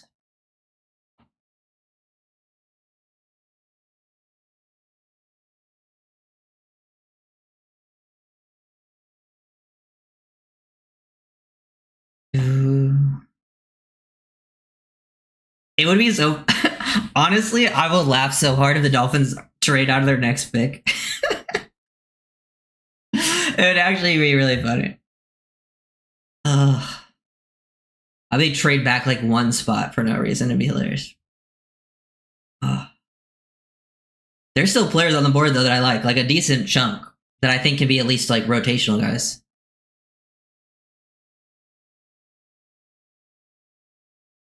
Was he surprised when he was drafted for Miami? No. Wait, I'm trying to remember. I think at the time, no, because uh, he seemed like a definite fit for that Flores scheme, and he was super athletic. Maybe he went a little earlier than I think was projected, but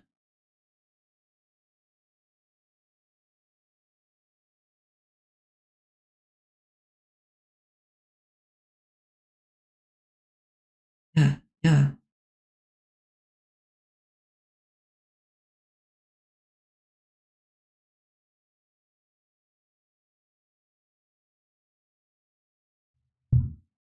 Yeah, trade away all the picks, honestly. Get next year.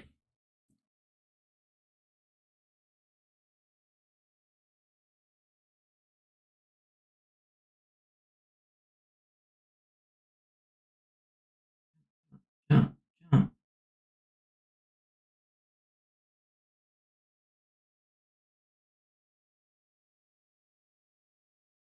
Yeah, we wait all that time and they take Shadur Sanders. I mean, in the fifth round, it would actually value wise wouldn't be that bad. I just don't want to deal with it. Very true, Robert. Very true, Robbie. 143 doesn't matter.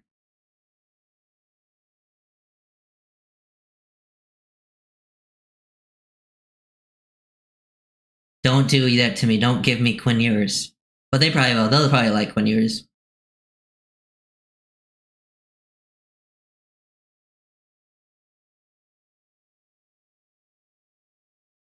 Yeah, I wish we didn't let A.B. Van Ginkel walk either. He was the one player I was disappointed we let go that year because of his price tag. Um, I guess it just was. I think it was a scheme thing. Like he just doesn't. He fits the Fangio defense and the Flores defense better than the Weaver defense.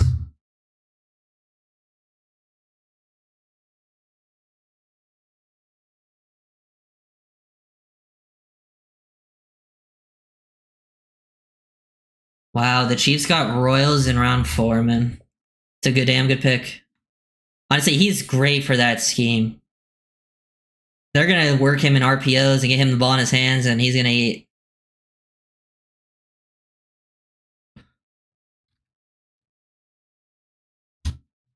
Yeah, I thought he was a round 3 pick. So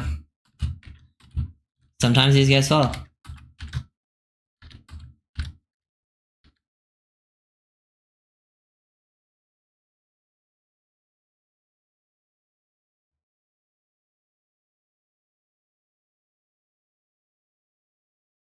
Uh, hmm.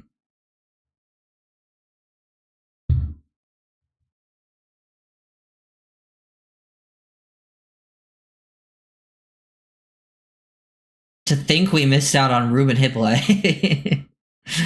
I should apologize. I don't know this guy. He might be a beast. It's just the name is funny.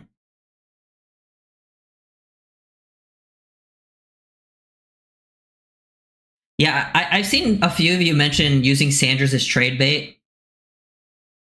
The only way that would work is if like he played and played really well, because like look what we're witnessing now. Obviously, teams do not value him, or they would just take him. You know, like why would a team want to trade for him? The only way that would happen is if he came in and played super well, and it's like I don't see that happening. And if he did play super well, why would they trade him and not just play him?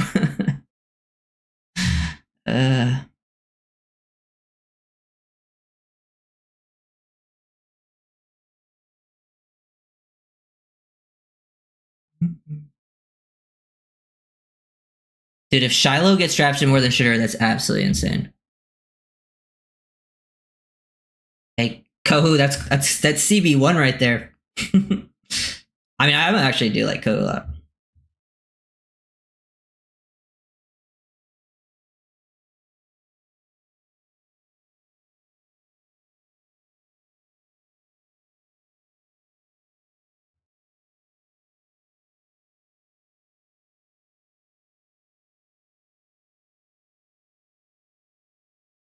Yep. Just talked about Royals to Kansas City. I think that's a great value pick, and I think it's a great fit for what they do, because they do a really good job of getting like the ball in the receiver's hands, let them work with the yak like on RPOs and stuff. And I think Royals is perfect because he's honestly Royals has like a running back type build, and I think that helps them because they do a lot of that stuff to Worthy, and Worthy has great speed, but he's not breaking any tackles. Royals can break some tackles for you.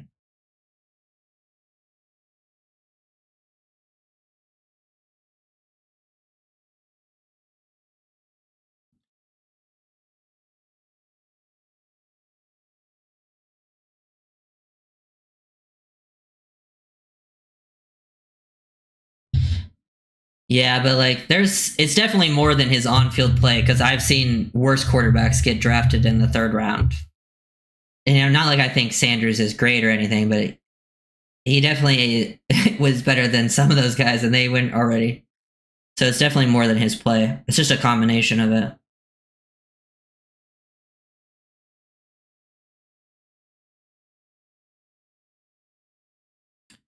Yeah.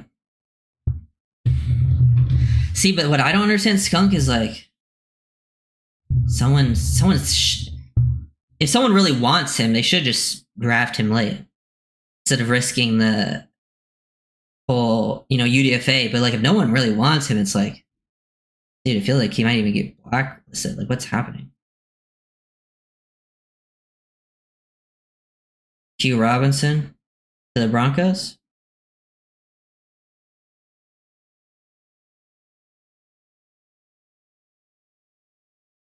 Super athletic edge out of Alabama?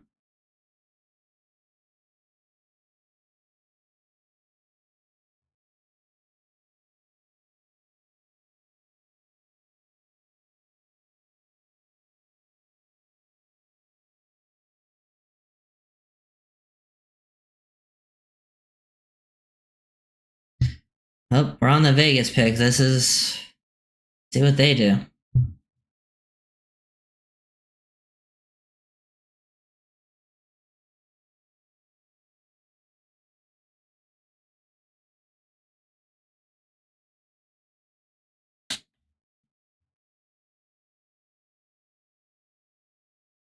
We're getting close. We're on pick 135. This was our original pick. We traded back 8 spots in that Sabanaya trade. So get angry if your guy goes here.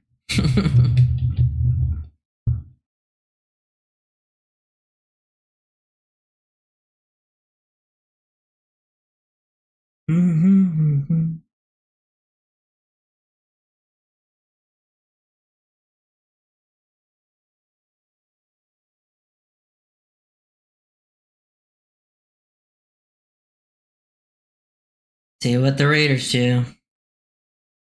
They passed on Shadur so many times, I don't think they're ever going to take him.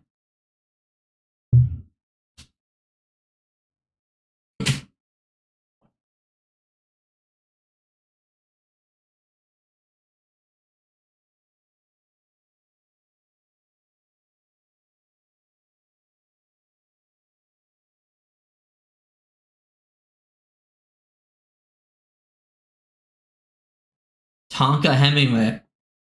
I have heard that name, but I don't think I watched him. So, you know, I'm fine with that one. Don't have any things. I do agree, Elpad. There's like people out there with like doing like Mike Green got drafted and he has like horrible, horrible off field stuff. Like genuinely terrible. Like I understand like maybe you don't like Shitter's personality, but it's like I don't think he's done anything like that. It is kind of crazy.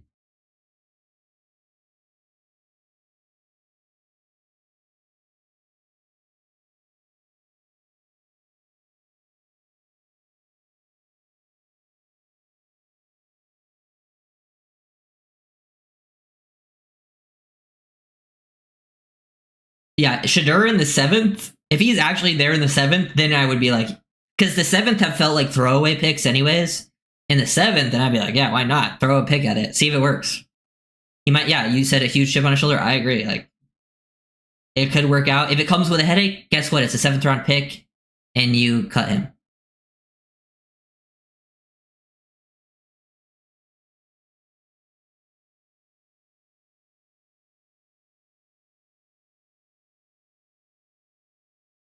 Yeah.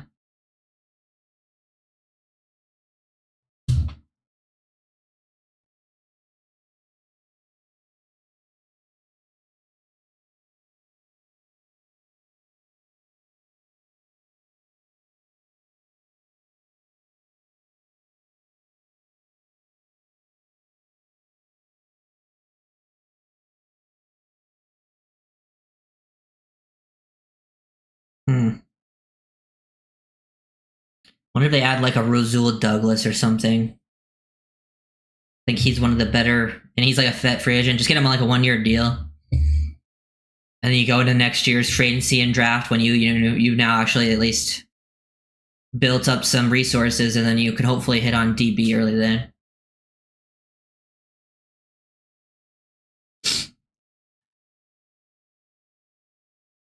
Titans up. The heck?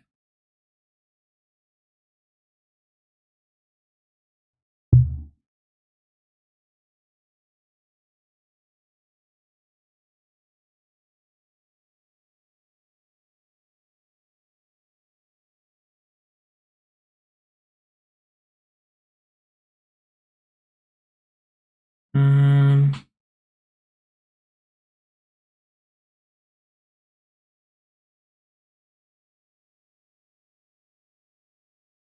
yeah. Especially if he was cheap, he'd be a decent starter at this point for a year at least. Oh, that's a good pick. I'm surprised Alec Ayamanor fell that foul. At his size, his physicality, like he flashes their route running. Like, yeah, there's some inconsistencies to his game, but I'm surprised that no one took that chance. Go back and watch his game versus Colorado 2 years ago. He put up 200 on them, and some of that was against Travis. Yeah, interesting. Well, we're getting close, guys, and once we get to that pick, we're supposed to have three.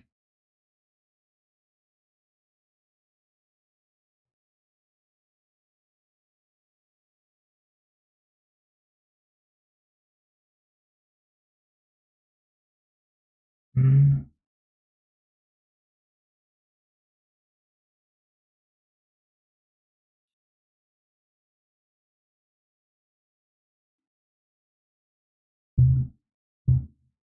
Honestly, Ayamanor is he's probably their Nick Westbrook Akine like replacement.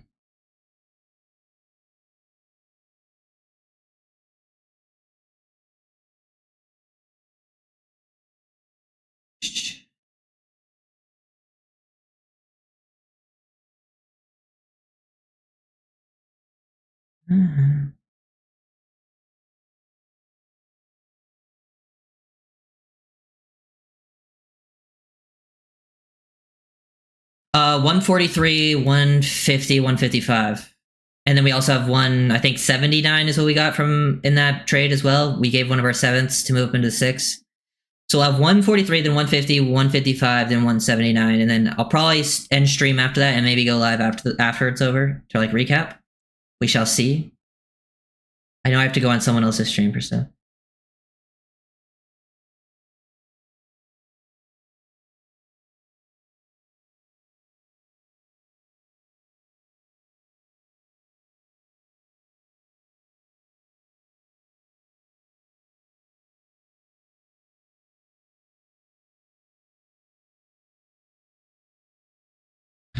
Da-da-da-da. Getting close.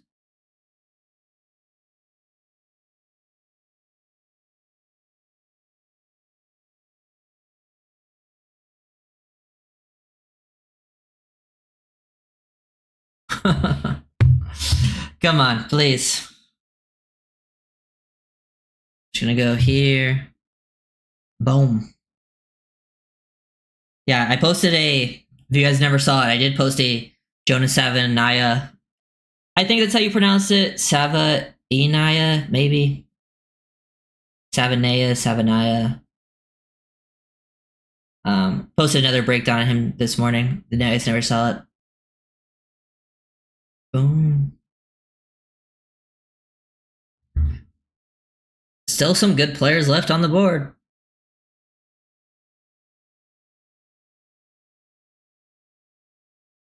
I would take Marcus Bowe with this next pick if he's there. At this point, take Marcus Bowe, and then with the other picks, maybe take best corner like a Dorian Strong, a Hunter Wooler. Like those picks wouldn't be that bad. Like I thought potentially all of them could have been 4th rounders. I thought Bowe was gonna go in like the 3rd.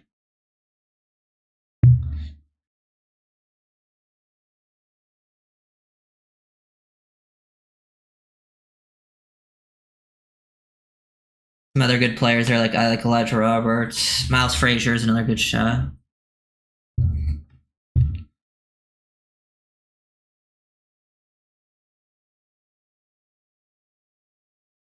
Getting close. 143, 150, 155, then 179.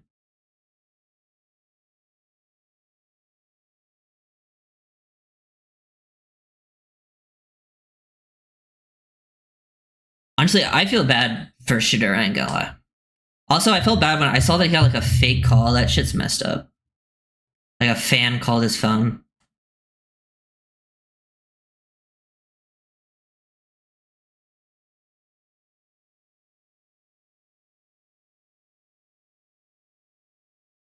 Well, I know some of you are gonna be pissed off because you guys want a farmer. There he goes. I mean, very big and explosive. Definitely needed to work on like the nuance and technical part of his game, but man, he's got long arms. He can control, explode off the ball. Pretty good pick at the end of the 4th there.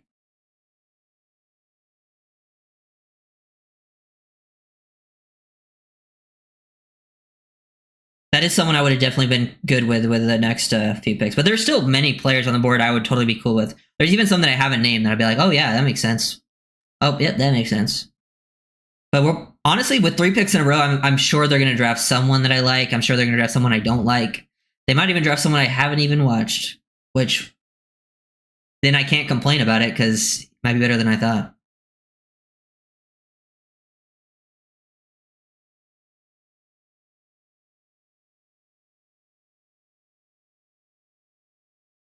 Shedeur did this to himself.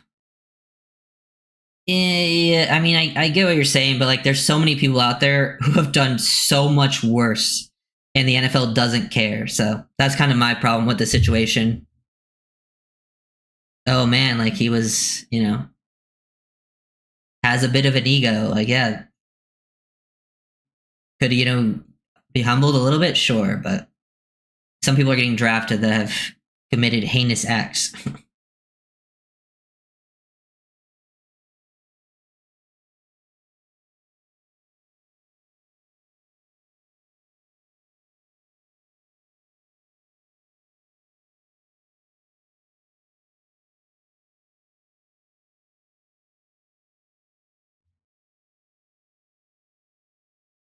Mm-hmm.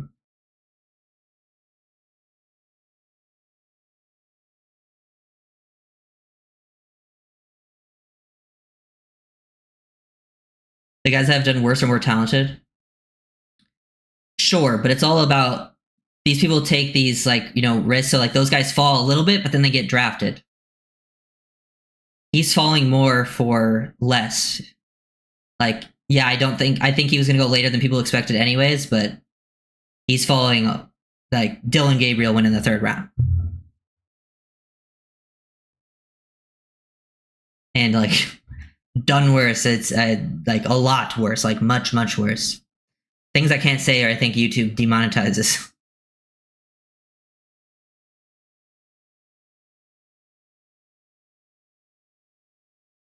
Jordan Watkins, I mean, nothing really to talk about there. Watkins is whatever.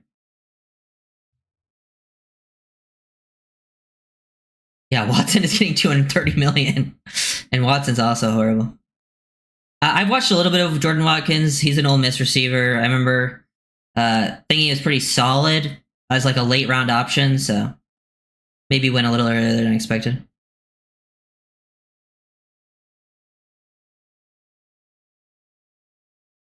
Doing some bad thing is not the same thing as being a team cancer. I agree. I actually think doing the bad things that I'm talking about is much worse than being a cancer to your team. But I think you mean it the other way.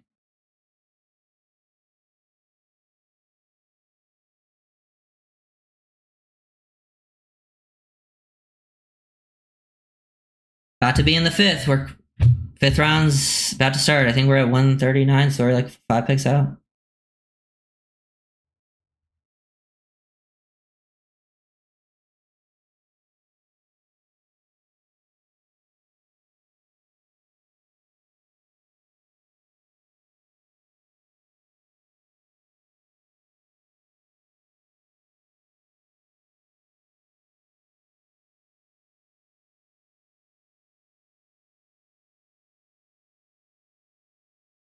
You think being a team cancer is the worst? I guess if you're looking at it from a team perspective. But if you're looking at it as like a human being, then no. I think, there's much worse things.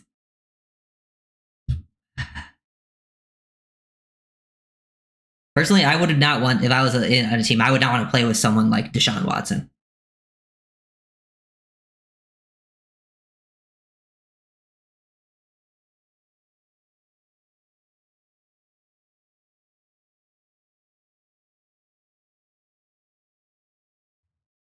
Mm-hmm.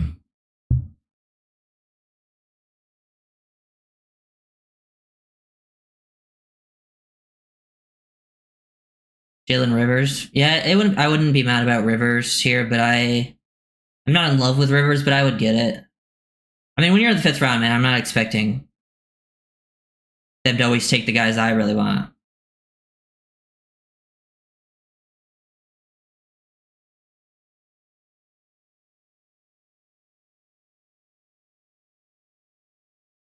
Yeah, the Ravens took Mike Green, obviously great value, but he has done horrible things. And them doing that with all the Justin Tucker stuff going on just feels like pretty tone deaf from the Ravens.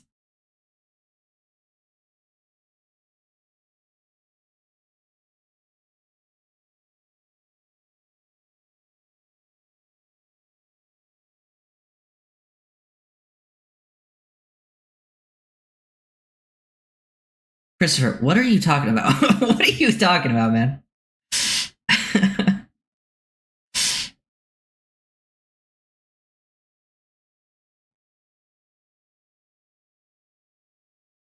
Any good tight ends left? I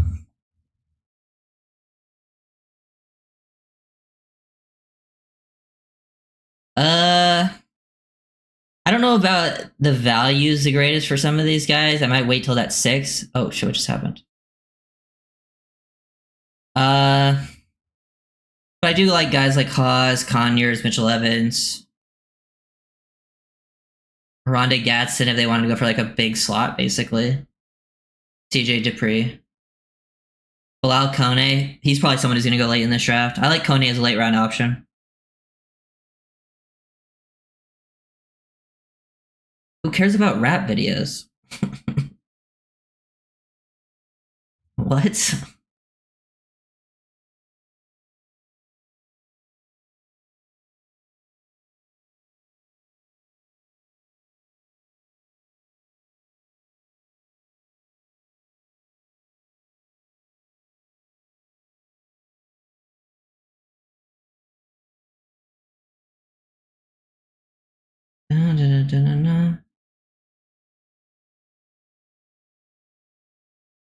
Rap videos are distracting. I mean, if he's doing the rap videos when he's supposed to be working, but like if he's off the clock, he made a rap video. I don't think it's anything that crazy. Yeah, there's a lot of guys out there who've made music videos, and it's been fine. Cam Jackson to the Panthers. Big nose from Florida. Not mad about that. Dolphins don't need that type of player.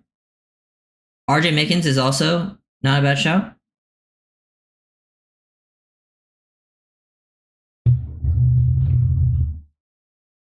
Yeah, isn't wait, what kind of music does Duke Riley make?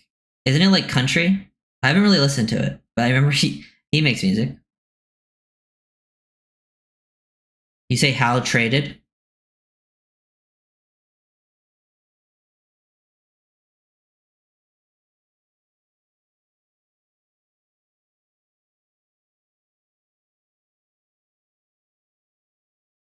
Yeah. Yeah, I saw some people saying wouldn't be surprised if it's like a BJ Adams or Keontae Hamilton. Dolphins brought them on visits, and in the 5th round here, those picks make more sense at corner and D tackle, so I wouldn't see that.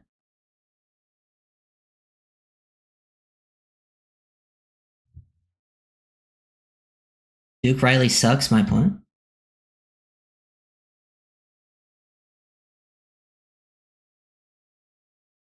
You're just making.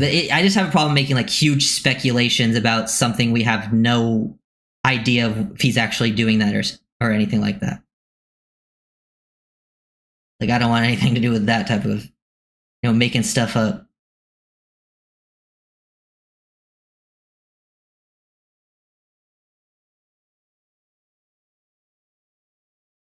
We're almost on the clock.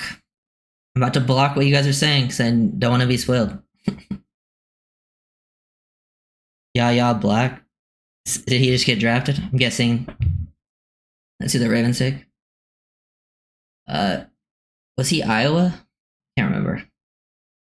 I've definitely. I never watched him, but I have seen his name.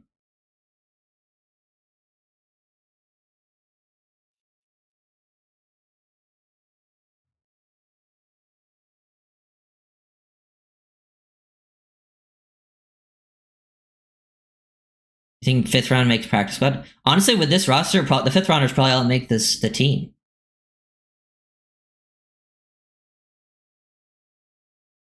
I mean, depends where they're drafted, I guess. Oh, Ingram Dawkins went.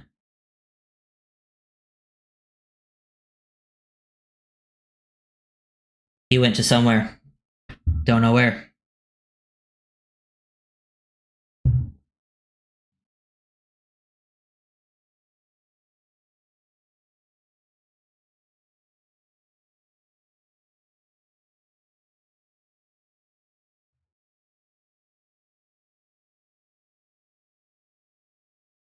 Mm-hmm. Come on. Wow, if you look at the bottom, you see Miami. You see it 3 times in the picks coming up.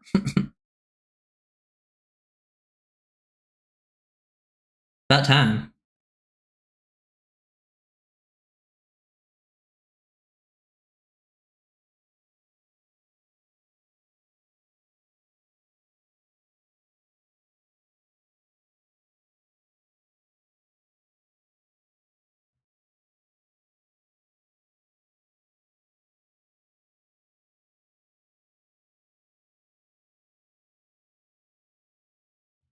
Ravens.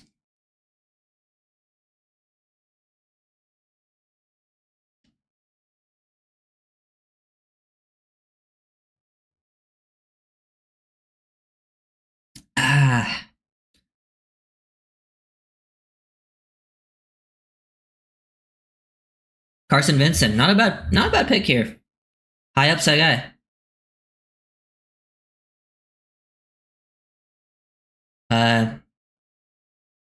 I like that upside type of pick for the Ravens. Where's Vincent? Don't I have his name written down?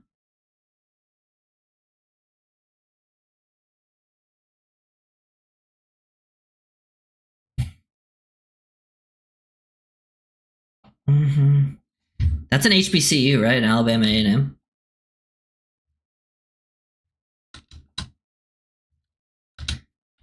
Yeah.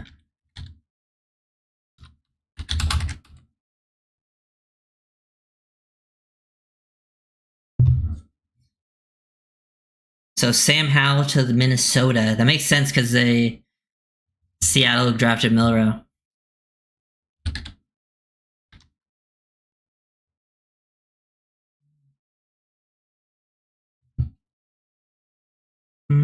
Interesting. Oh, they got like nothing for that because they also got a fifth back. They only moved. It was to move up 30 spots.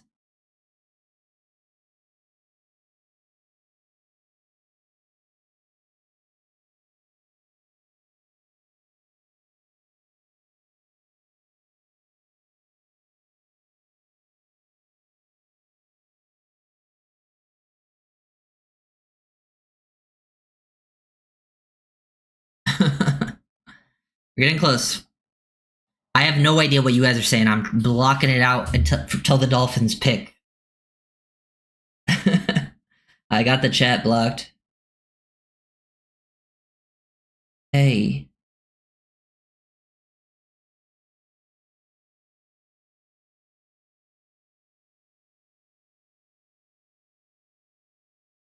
Guess Sam Howell to the Vikings makes sense for like a backup third string role.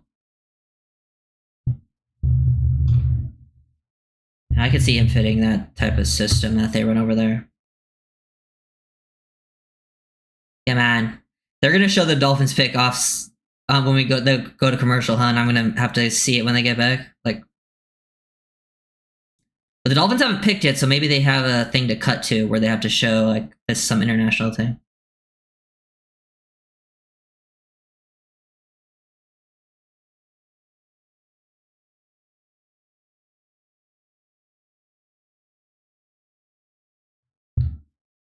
Still some good players on the board.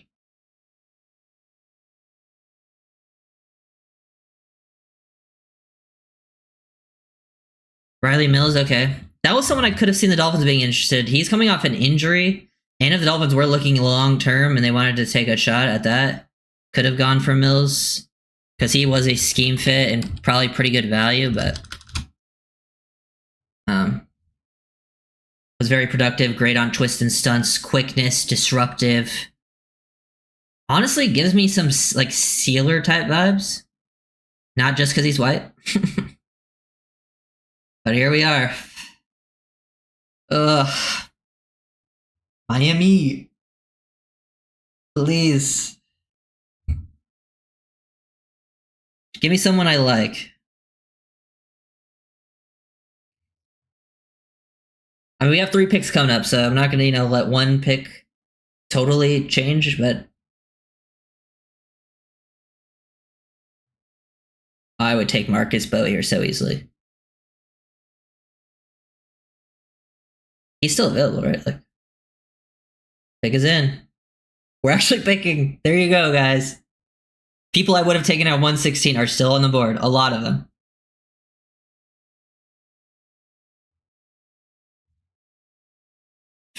Bo, Wohler, trying to think. Strong. I would even take Zai here. Jalen Reed, maybe.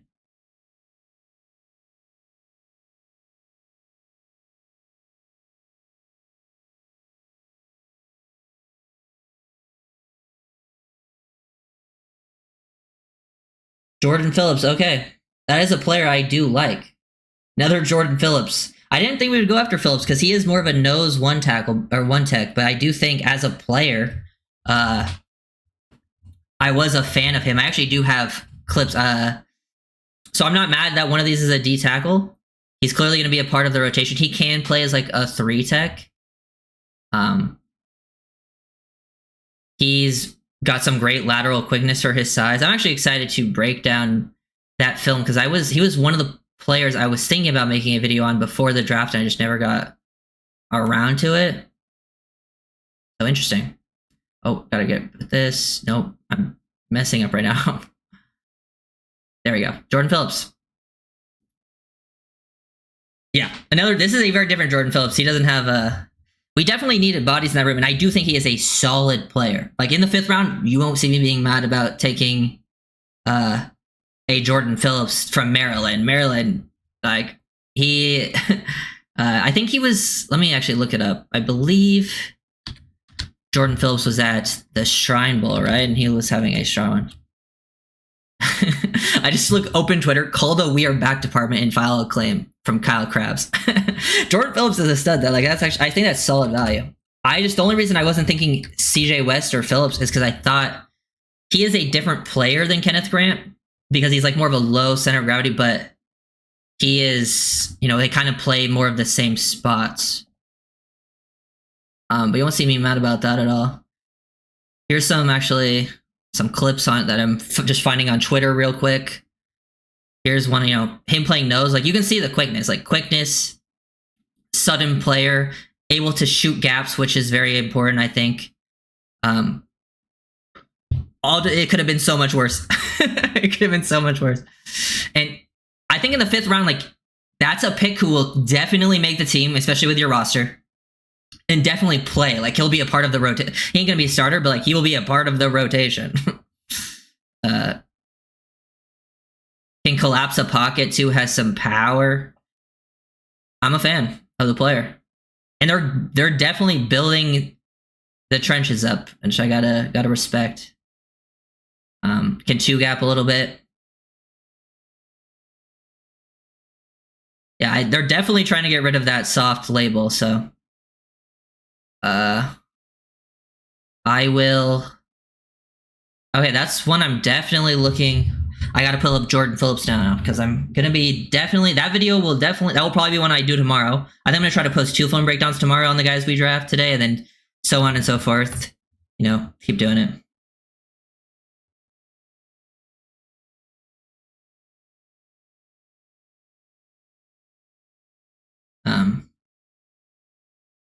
Where is... Yeah, so I just need to pull this up. Yeah, he definitely plays like a like a wrestler. And he's like he's more of that low center of gravity type guy. Actually, let me look up his RAS. But solid start there, I think.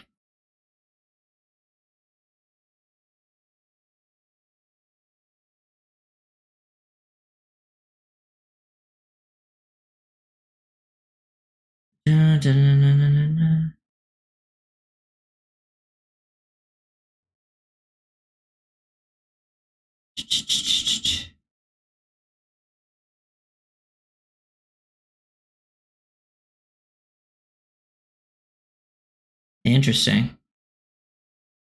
And his testing here. We got Jordan Phillips from Maryland. Has a bench, vertical explosiveness. But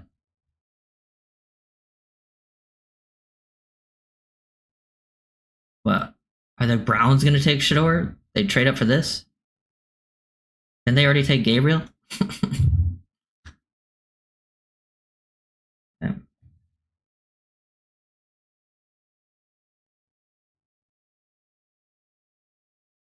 Do I actually have Jordan Phillips? I might already have clips even on my computer, but yeah. Dolphins definitely needed guys that could be a part of the rotation, and he is definitely someone that I think can play, and that's the one position in this class that I feel like people just fell when they shouldn't have, and yeah, I got clips ready to go for film breakdowns. Cool. Go here. Let me see what we got. Yeah, I'm happy with that one. And we're, only a few picks away from our next spot. Here's some other, we're definitely building some bullies. Here is some reps to watch. I saw some people say he doesn't get sacks. Like, yeah, he can still get pressure and collapse a pocket. Obviously has the quickness. Hold on, the pick's happening. Is this actually gonna be Shadur?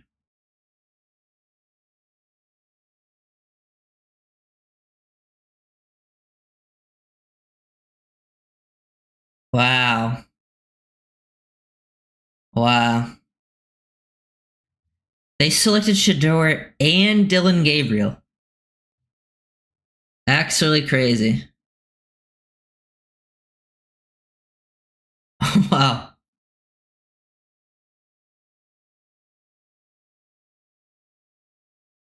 Wow. Did not expect that.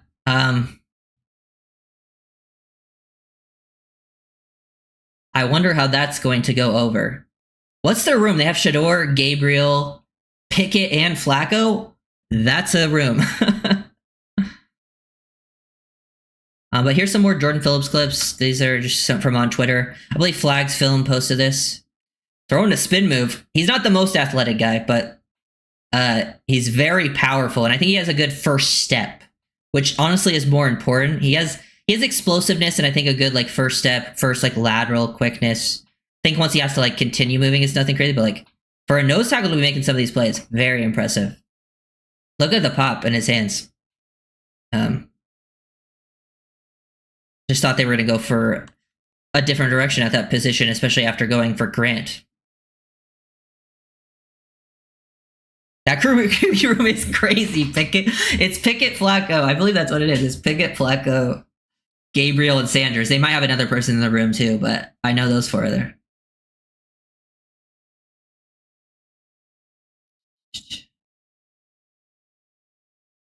I don't really see Shador as Tua. I think they're really different players.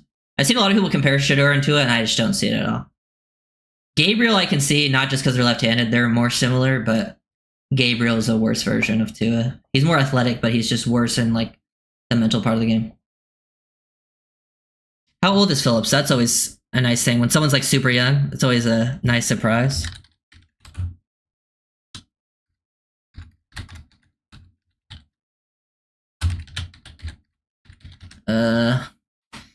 I can't even look it up. Apparently, oh, he's 20. He was a redshirt sophomore. That's always nice. Yeah, he was he did 665-pound squat, has rear movement skills for a 320-pounder. Very interesting. Sure reminds me of Geno Smith. Yeah, I think that makes...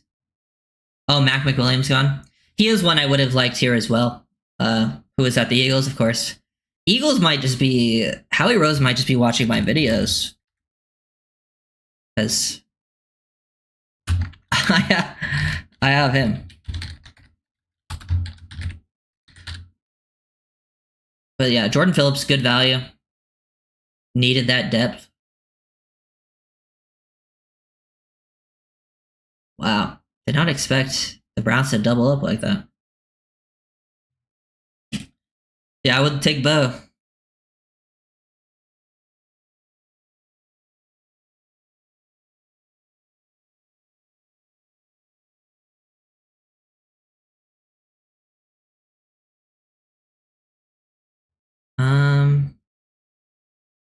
Yeah, Cleveland has great history. True.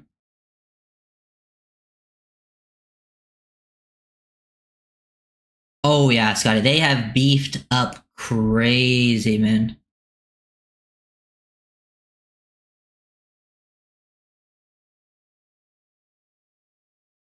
Love it, love it, love it. Yeah, that is probably the best part of this. Now we don't have to talk about where he's going anymore. Yeah, and we don't have to worry about... Yeah, that's a good point, Marcus. Yes, he is 20, which is great. The Dolphins, I think my favorite part of this offseason is how much younger they got. Because last year they were the oldest team in the league. Now they are much, much younger. Still so many players I like here, so I'm glad the Dolphins have taken... Usually up to this point, the Dolphins have taken a player I don't like. This point in the draft, they haven't taken anyone I don't like. They've actually taken 3 players I was all fans of pre-draft.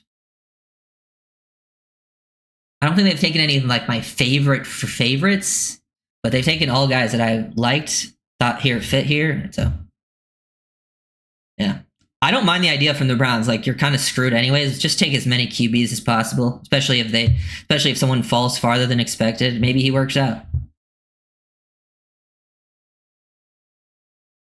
Yeah, I would say like Dorian Strong, Martinez, Bo. Those are guys all I would love. 4th or so. Thanks, Troll. That sounds about right.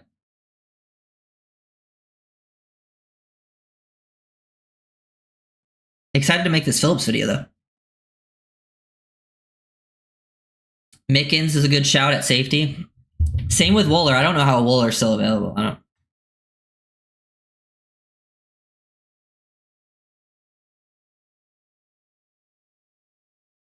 We're getting close. 146. We're getting there. Sealer, Grant, Phillips, Benito, Chubb, Phillips, Chop, Kamara. Is that a rotation? 1, 2, 3, 4, 5, 6, 7, 8. That's probably the main rotation, yes. That's probably not the full roster. You probably have 2 more bodies in that room, though.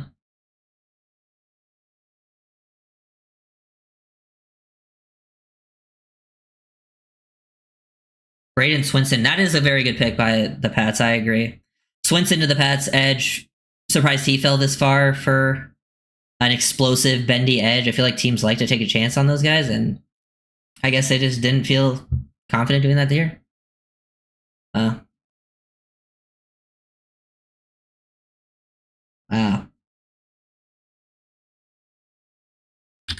Hey, maybe this will light a fire under him. Dolphins have gone pretty young too. I don't think any of them are that old. How is Grant? Can someone double check for me? But Grant and Savanaya, they're both like what, 22-ish? I don't think either of them are that old. They're not old prospects. They're not like crazy young, but they're definitely not old.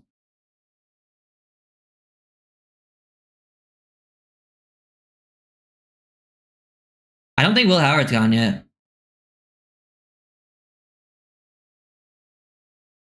Brooks, Gay, Braden, Dotson, Rapid Elder. That's 12 locks in my opinion. Brooks, Gay, Braden, Dotson. Yeah.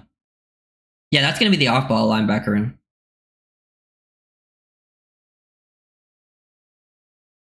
Yeah, please don't use.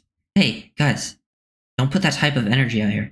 Benito might get cut. That is a possibility. The reason I don't think he will is just because unless we add more numbers from this draft, and we just don't have the numbers, I think, to cut him. But it wouldn't be. It could be a possibility if we add more guys, because he's definitely not like a talent that's safe.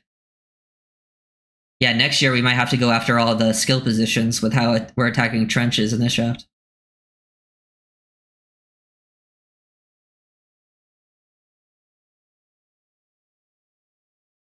Grant's 21.5.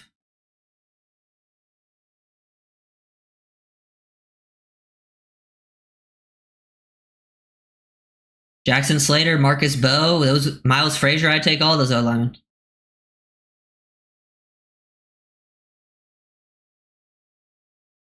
Jordan James, okay, to the Niners. That's fine. Totally fine with Jordan James going off the board for Oregon running back. Not someone I was super interested in. Tough nose runner, though.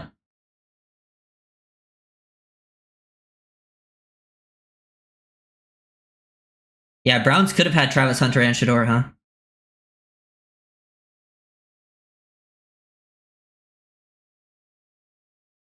Yeah.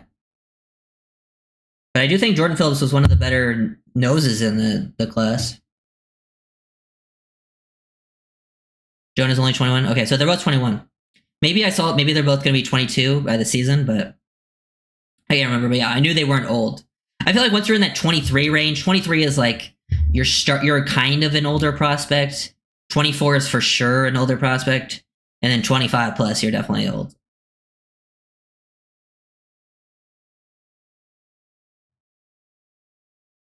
See how it plays out. We got 2 more picks coming up here, so I think the Rams just traded in. We're almost there. 148. Okay, I'm going to block you guys, actually. Gordon, yeah. I can see that.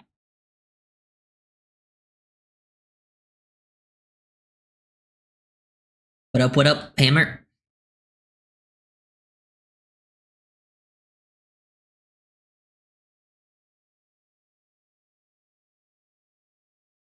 I don't know about that. Red. Sorry, but I gotta block you guys in a second.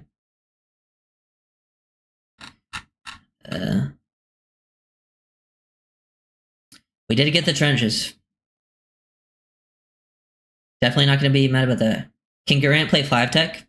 Yeah, he can line up there. Like, I don't think that's like the ideal spot to have him like full time, but like he can line up there and still make plays. Like, he's definitely athletic enough. Sealer's really that guy for your team that can play 3 to 5. Sealer's like your for sure 3 to 5 tech. Grant can play 1 to 3 more often.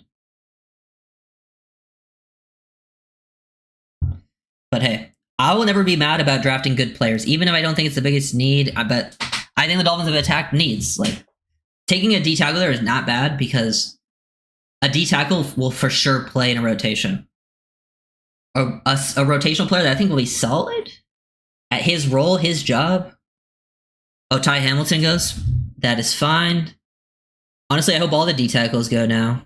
We don't need to take another one. We could take another one, but I don't think we'd take it till like we'd probably wait a little bit. I have said I would. I did mocks where I did triple up on D tackle, but it wasn't all like that. We had more picks, so we've traded some away. I probably would go after DB next, but I would be okay with like Marcus Bowe, Damian Martinez, Jackson Slater, Miles Frazier. Interesting. But Dallas on the clock. I mean, we're going to have more people here. There's people here that I would have taken in the 4th round. Like early 4th round.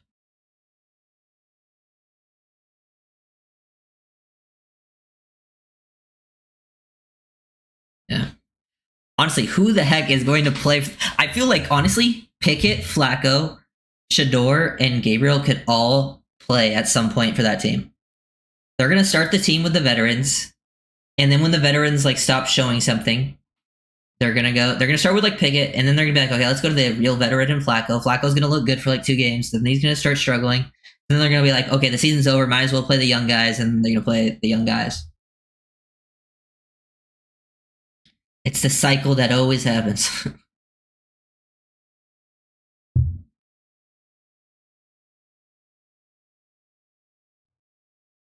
They could also probably cut some of those guys.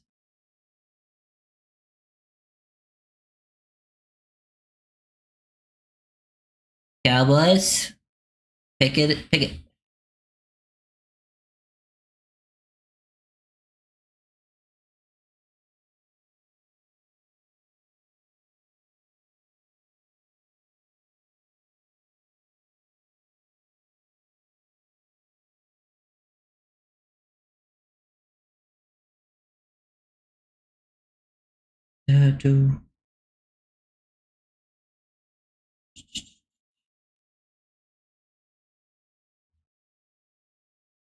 Are they going to commercial right now? Don't do this to me. I think they're going to commercial. No. Okay, well, they went to commercial. Hopefully they come back for the Dolphins pick. They were on the Dallas pick, which was one before us, so. There's a lot of picks I'm okay with here. Like, that I'm actually quite good with. Could also be someone maybe I just wasn't even expecting or haven't even really watched, so that would be, you know.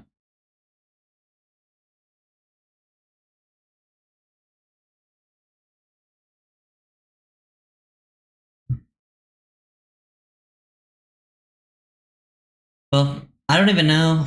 What are you guys thinking? I have the chat blocked just in case it's been spoiled on Twitter, and I don't want it to get spoiled in the chat. So let me know what you guys think's gonna happen, so I can check afterwards. I'll scroll back up. What we predict in here? There's got to be something deeper with Marcus Bell. Like, I understand the concerns with his game. Like, I really do. Like, I do see why teams would have hesitations. But there's too much to like for him to fall this far. Maybe there's something medical that I don't know about. Sometimes it happens. Like last year with it, what was the O-line? What was the guy's name from Boston College?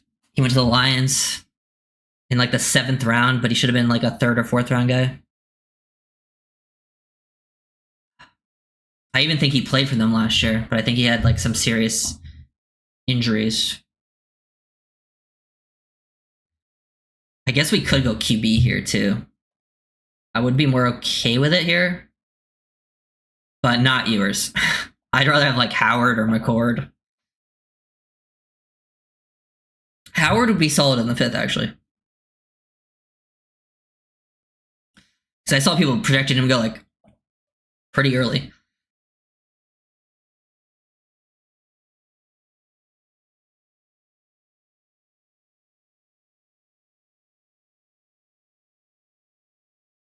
Boom.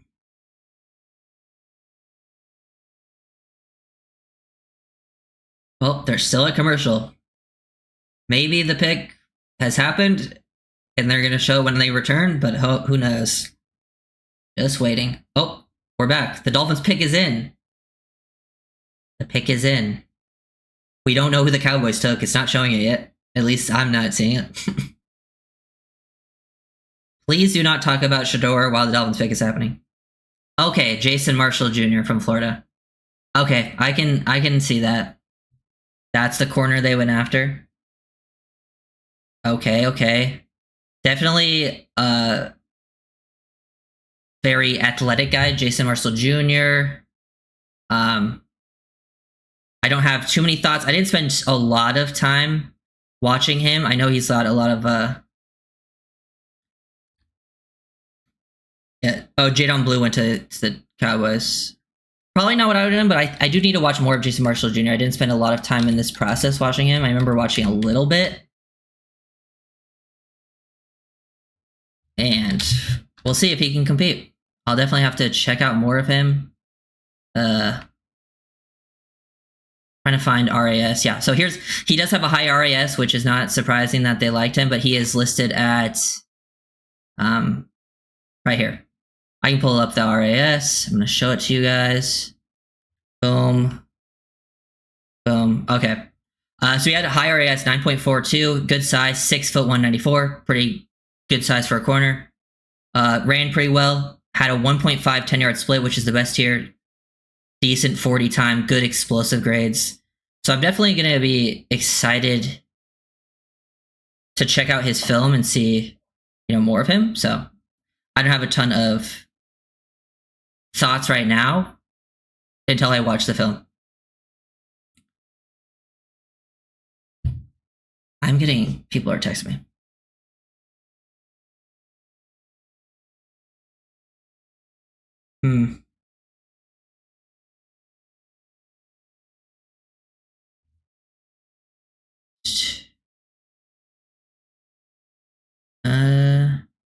Yeah, I mean, maybe they just thought he would have been gone. I have to pull up his film now.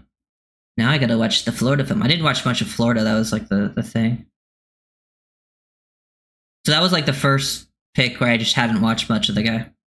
So I don't have a strong opinion as of yet. But here, I just pulled up the clips. I have 10 games of Jason Marshall Jr. that I can look through, all 22. I don't think so. Let me pull up, actually. I can pull up the SIS matrix.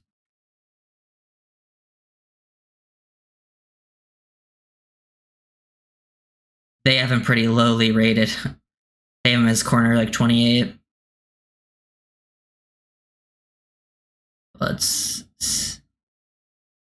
Come on, it's loading. So, according to this report,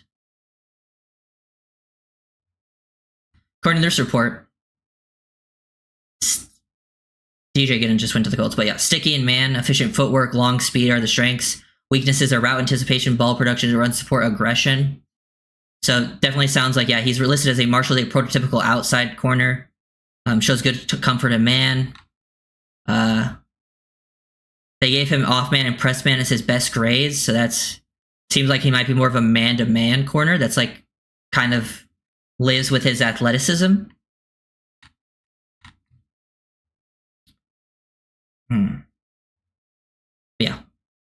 don't have too strong of thoughts as of right now, but I will be making that video. That is probably the most like video you'll probably want to see because it will be completely new thoughts for me. Solid size, solid athlete.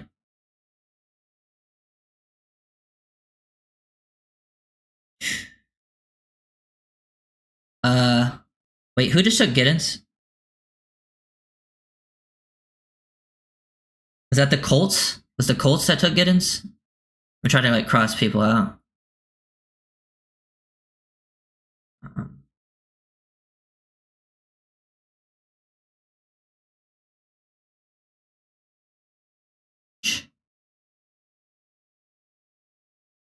The one player where Coop? Well, I've heard of him, and I definitely was told to watch him. I just hadn't had a chance to really actually dig through his film.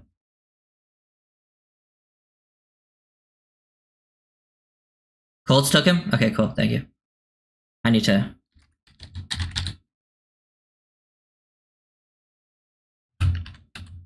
but yeah, I'm excited. I actually do get excited to like when they pick players that I hadn't watched because it actually gives me like fun film to watch because usually I'm going back and like rewatching film I've already seen. So fresh film is always a good time. So we'll see. I have a lot of players to watch now. Roomed with his son. Funny. Yeah, he's clearly talented, but like he clearly has a lot of good physical talent. So they're definitely more of I think a guy that they're trying to, get the most out of. Maybe they think they can develop him. Then go after some of the guys that maybe have a higher floor. That's probably like the thinking. Shamar James to the Cowboys. Hadn't really watched him either. Now, yeah, the Florida guys are going. Pick 152 just got picked. Yeah, traits guy. Seems like a traits guy. I wouldn't be surprised if this is a...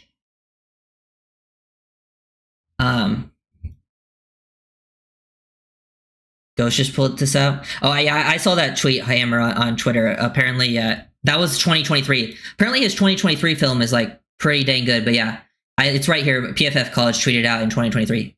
He had 336 coverage snaps, 0 touchdowns, 1 and 8 PBUs. So it looks like maybe his 2023 season was pretty good. I heard people talking him up that season. Maybe the 2024 stuff, it wasn't as good, so that maybe dropped him. But yeah, I'll definitely check him out. Oh yeah, I'm not saying it will work out, but I don't have a strong opinion as of yet because I haven't watched him. So I will have my opinion in a film breakdown. I'll have my full opinion. Yes, there's definitely other people I would have taken, but I guess I can't give like a super strong, take on it either way. Just talk about what we know, and so definitely keep an eye out for the film. Jalen Reed from Penn State. Yeah, I'd be good with that.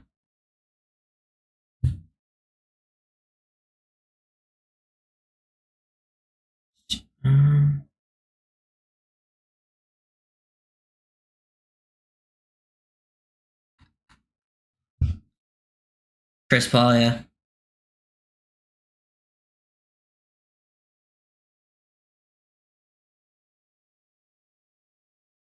Oh yeah, I gotta block you guys because we're about to pick again, huh? Just in case, so I don't get spoiled.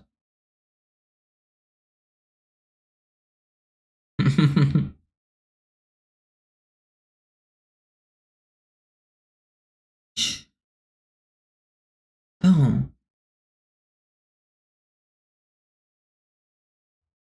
Hopefully they show it and we don't miss it during commercial.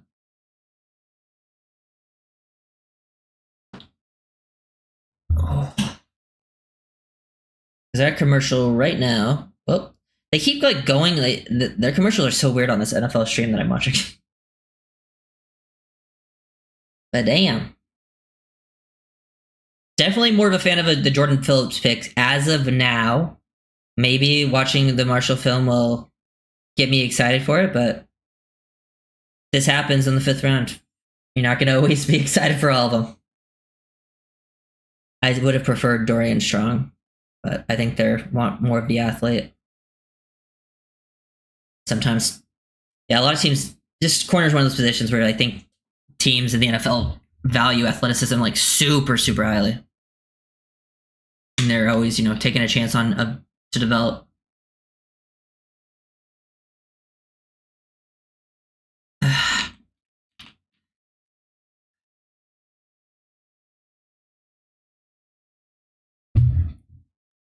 But hey, we went corner.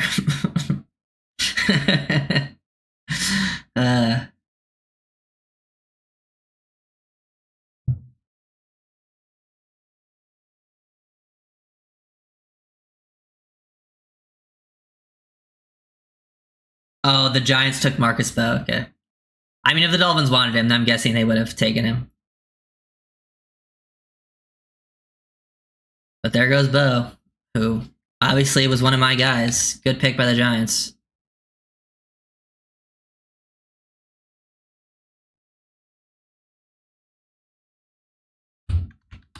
Yeah, so to the Giants.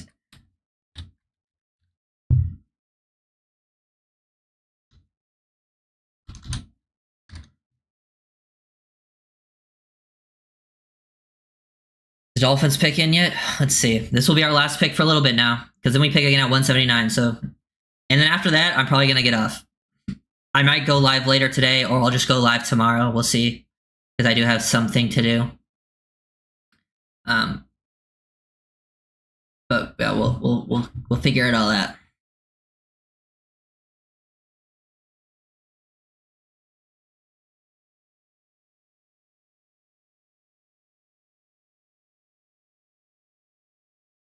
Let's see. Is it gonna say the Dolphins pick is in yet?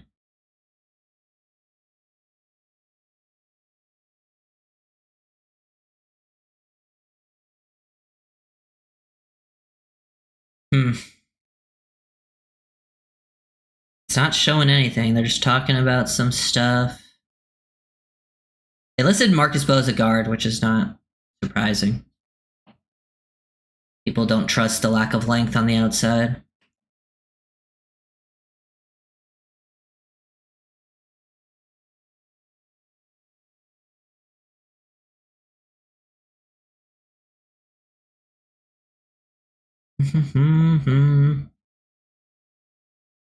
Pick is in for Miami.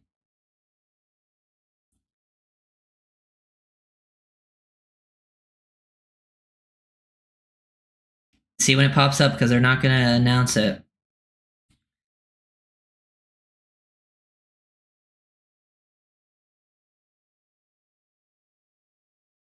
Very interesting draft so far. How it'll end up playing out.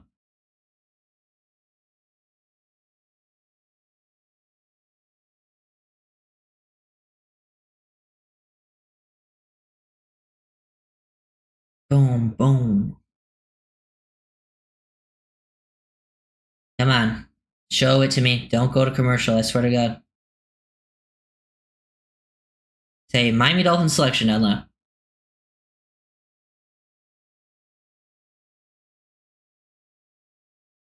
Have not won the AFC since 2008.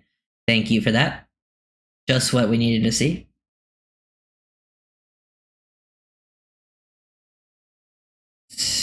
Come on, come on. Am I going to be upset? Or am I going to be happy? Or is it going to be another person who I haven't watched?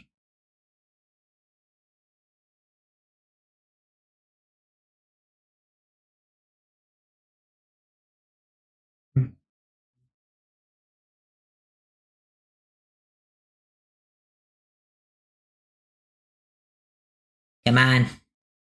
They're really milking this one out, huh? Oh, they're announcing it.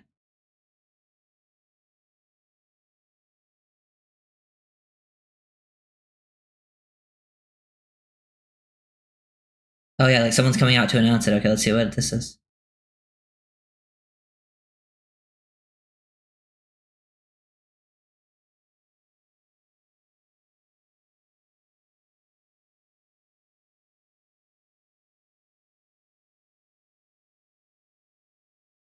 Dante Trader Jr., okay. Safety, Maryland. 2 Maryland players, actually. So they did go back-to-back defensive backs.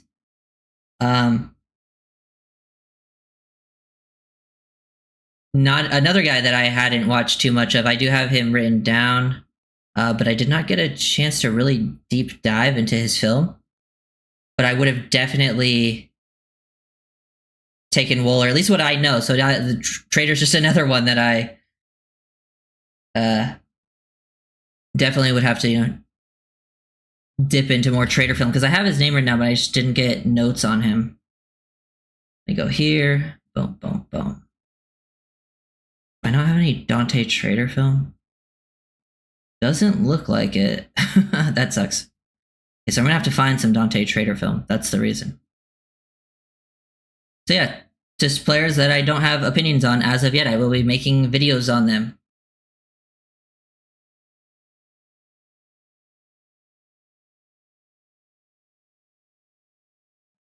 Come on, Dion. You can't say it's so bad. You've never watched him. You've never even heard of him. You have no idea if it's bad or not, guys. Let's be realistic here.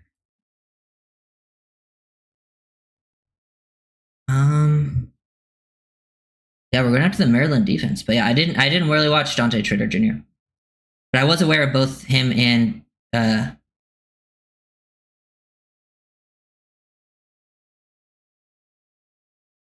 I don't really care about his size and speed. Safety is the one position where I don't think that matters that much. RAS is like the ones, like RAS is the worst predictive measurement for that position. So that's like the one position I think it doesn't matter too much.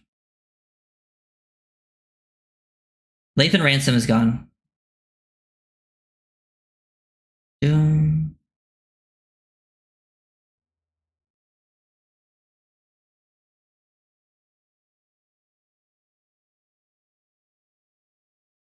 I mean, yeah, that's kind of what we're going for. 4% missed tackle rate. Yeah, I'll definitely excited to check this out. Let me see if I can find Dante. I need to go here. See if I can find any notes on him. Who would have you picked? I probably would have taken Wooler. But I'm trying.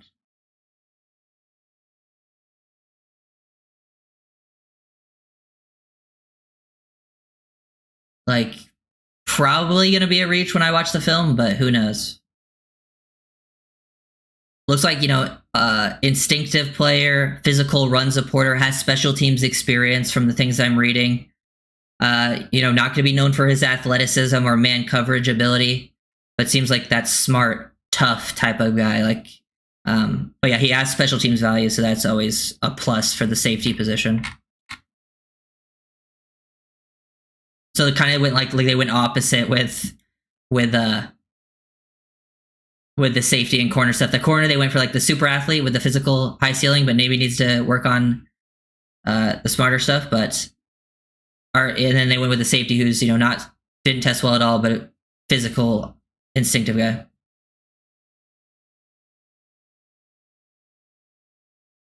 Name a good 5'10" safety. Buda Baker. Antoine Winfield Jr. Some of the best safeties in the league. Size at safety is the most overrated thing in the NFL. Size and like your 40 time are so overrated at that position.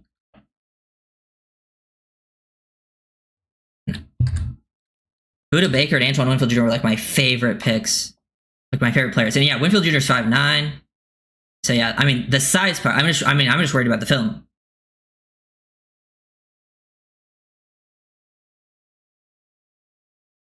Yeah, I've already looked at the RAS. I've said safety. I've said this way before we've drafted. I've said safety is the one position that the RAS literally does not matter to me at all. Because I've seen safeties with bad RAS be very good. Instincts. Yeah, Don, I've talked about it. I just haven't watched much of them, so I really can't give a full-on opinion yet about those two just being like, were they super reaches? Because like last year, I thought I hadn't watched McMorris. Thought McMorris was a reach, and then McMorris looked really good in the preseason, like unexpectedly. Obviously, didn't really play this season because of injuries. So who knows?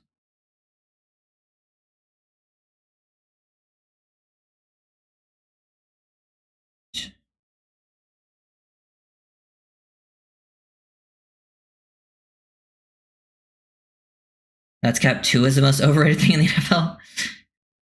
The fact that you even say that just proves that wrong, though. The fact that someone says he's the most overrated just shows that he's not overrated. Because that's insane. Because he has so many haters. A player that has so many haters just can't be overrated. He definitely has people that love him, but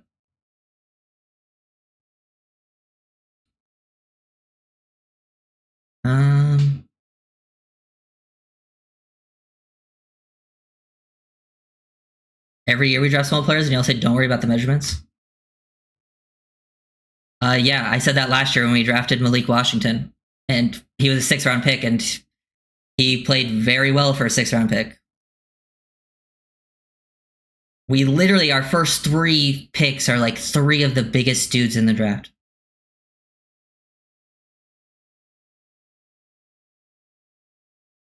But yeah, I'm excited to watch. Definitely excited to watch the film on these two because I just didn't really spend much time with them. I'm not expecting too much.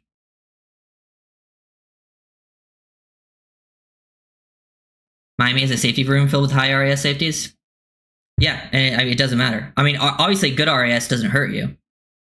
But I'm saying because like Melifonwu is actually a perfect example of that. He never like Melifonwu. Same with Nick Emenwori. I think Nick Emenwori wasn't as good as people thought. Instincts is far and away the most important thing for safeties. And yeah, I probably would have preferred Jalen Reed or Hunter Wooler, but I haven't watched Trader yet, so I don't know. We got McMorris in the 6th last year.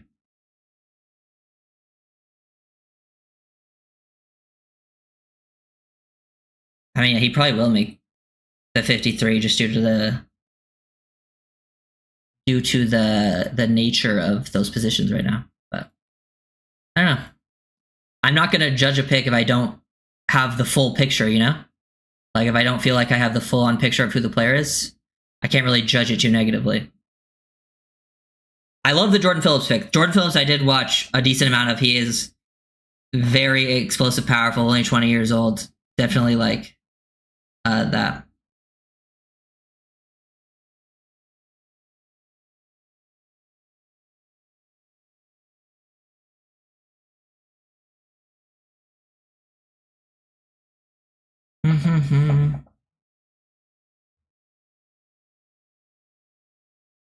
Did you guys like Andrew Makuba? Because he was a small safety. Eagles took him in the 2nd round. Guess they shouldn't have because, you know, he's a little small.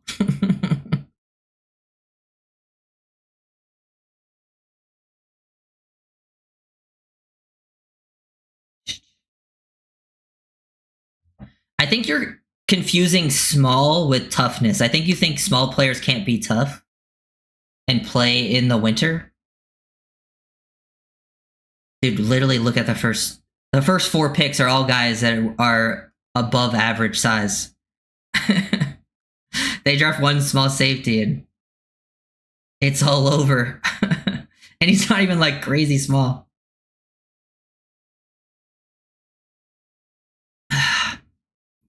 Grab next. I mean, now the guys I like, I feel like I missed some picks that happened. Did I miss anything important? I would take Damian Martinez. Jadon Blue went to the Cowboys, right?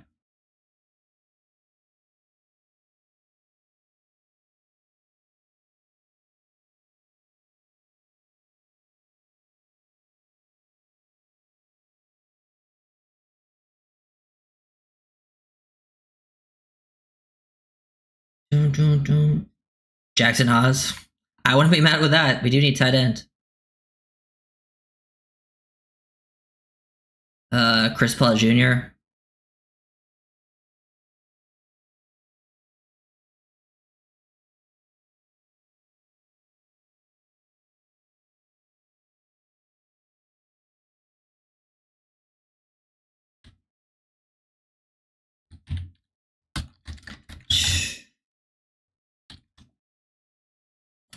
Earl Thomas, 5'10 as well. Colin Oliver, haven't watched him. He just went linebacker to the Packers. Jackson Slater's a good shout. Vernon Brown went a while ago, Grant. I think Braun went in like the 3rd round.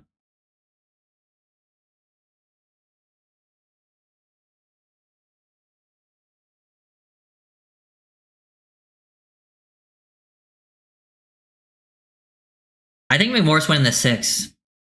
I'm not mad about the McMorris pick. I mean, he looked way better in the preseason than I ever thought he would. So we'll see if it works out. Plus, low-key safety is one of the positions of need. So 5'10" safety ain't hitting shit in the cold. I mean, I just disagree because literally the most physical safety in the league is 5'10".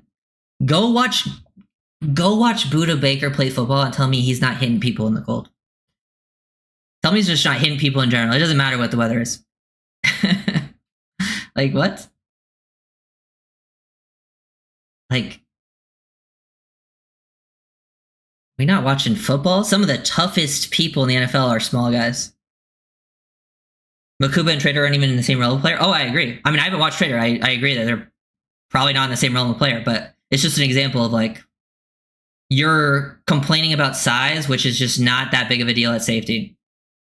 There's so many good safeties of size. If you're going to complain about the player, there is other ways to complain than being a little bit small. I don't have a problem with having complaints about players, obviously. I just have a problem when it's just a pointless complaint that really means nothing. Especially because, I mean, all the people are saying he's a physical guy. It's like, yeah, he's just under 5'10". He's literally 5'10" and 7/8 and 196.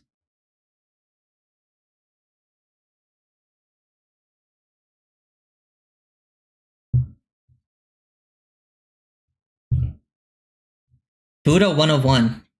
Good thing I've only named like 5 safeties that are 5'10". Where, I mean, Bob Sanders, one of the biggest hitters of all time at safety, is like 5'8". Earl Thomas was 5'10". Antoine Winfield Jr. is 5'9". He plays physical as hell. It's like, I mean, if you guys just want to, Google is your friend, guys. Google is your friend. I promise you.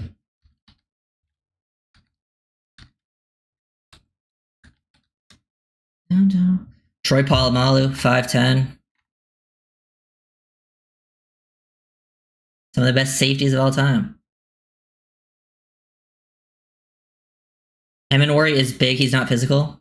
Yeah, Emanwari really isn't. I watch Emanwari's film. Like, he'll hit people hard sometimes, but like, I don't think he was an overly physical player. Like, I don't think he loved contact. Like, I thought like Makuba was way more physical of a player.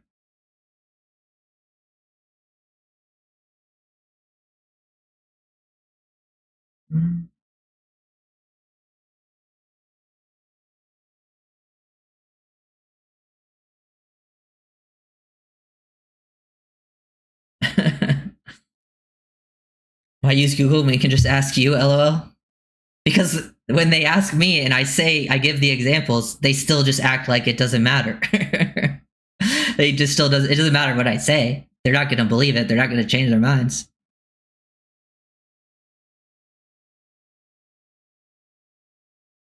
It's not about size, it's about talent. The last picks don't have the skill or the talent. Now that's fine. If you think they're not good, that is a reason I can live with. But if you think the pick is bad because they're a little small, that's just a dumb reason. Use an actual reason.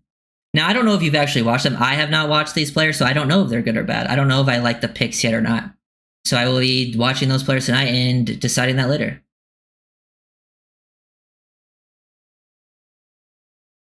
So if you are going to be mad about the pick, at least use a logical reason.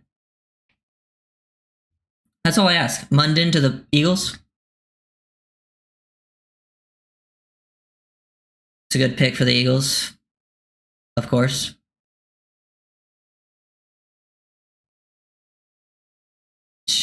Yeah, Jackson Slater is still available. Dolphins are going to be up in like 17, 18 picks.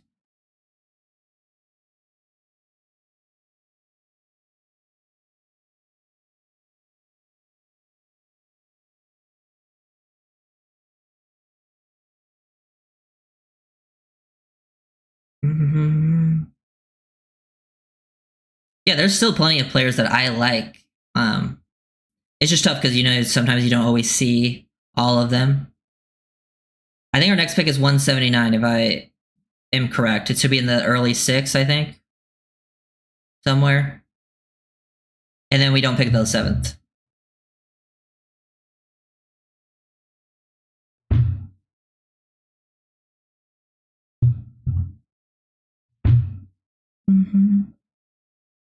I could probably check Twitter. Let's see what people are saying.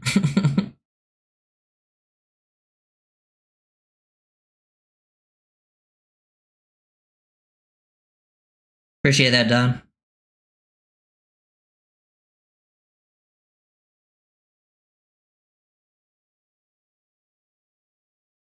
Definitely just seems like, you bring in a player like Trader to compete with a guy like Patrick Morris and be a special teams guy.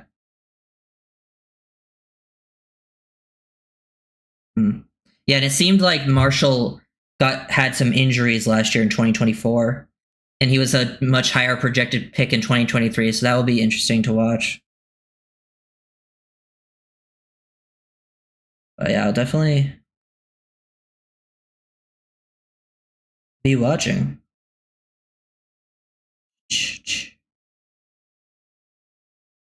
But yeah, after that pick, I don't know. Yeah, Trader was at the Senior Bowl too. I remember him there, but I didn't pay too much attention to him.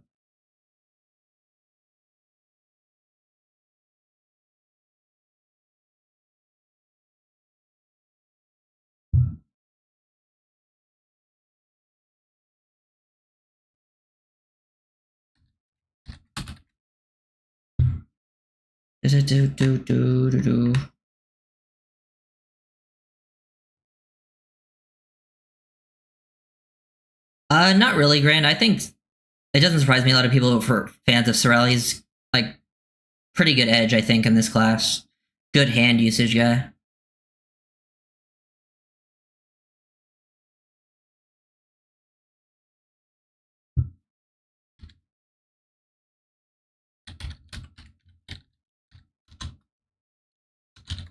Boom, boom, boom.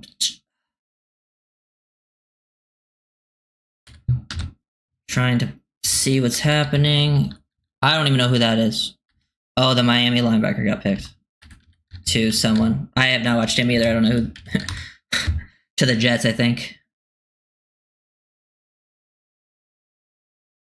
But Jeff Bass is undersized, man. He's an undersized linebacker. He's a former safety. He's a big safety. But he's an undersized linebacker.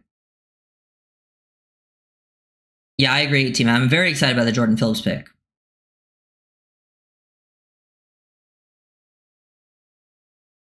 Which team do you think has the best draft so far? I'd have to look at it. I can't remember all of them off the top of my head, but I do remember seeing all the Eagles picks and liking all of them.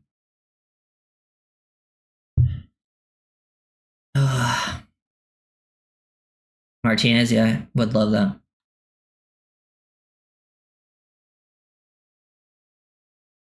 Best picks? I mean, just the first 3 are your best picks. I think the value is all really good for them. Jordan Phillips might be the best straight up value because I think he should have gone earlier, but D tackles end up falling for that. And I just think Kenneth Grant's going to be an absolute stud, and I think Jonas Savaiinaea is going to be good. Where did you play? First team all league in high school. Mitchell Evans to the Panthers.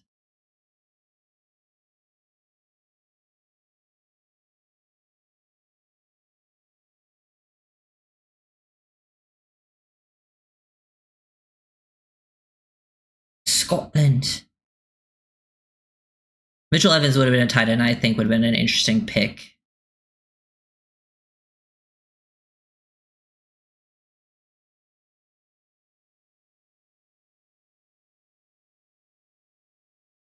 You're in Scotland.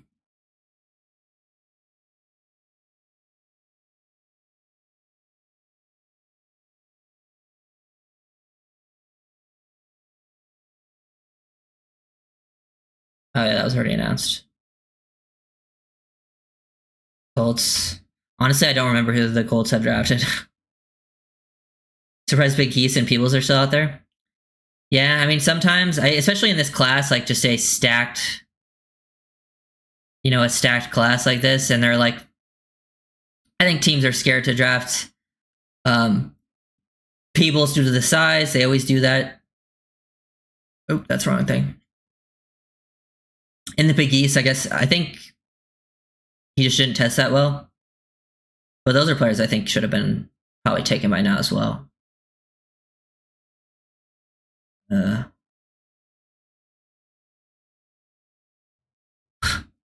Dude, I even had his name wrong. Back-to-back juniors, though. No, wrong thing. Oh, wait, actually, that's right. Cool. Yes, I believe 179 is our next pick. Scotland. No, I can't do Scottish. My family's Irish, and I can barely even try that.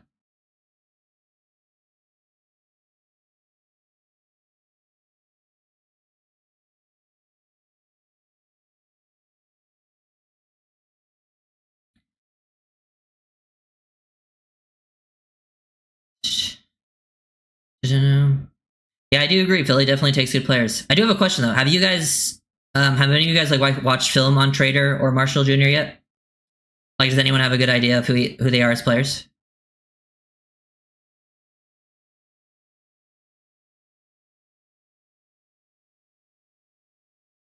Colts got Warren, Tumaleo, Wally, Travis, Giddens. Yeah, there's a lot of players I like that.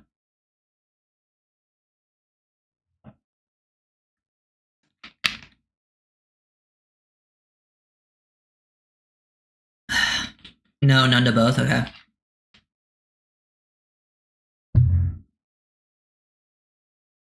Didn't get to their film yet. Okay. Trader was a demon. Okay, T. I like that. I like the notes I see on him. I'm maybe not the most athletic, but like tough and instinctive. I always like that of a safety. Nobody knows who that dude is. Okay, V21. Since you don't know who that is, you have no clue who he is. How can you genuinely give an accurate opinion on it then? You shouldn't like it and you shouldn't hate it, right? If you can't give an actual accurate opinion on it. Right? Or no, you're just going to blindly hate it because you don't know who he is.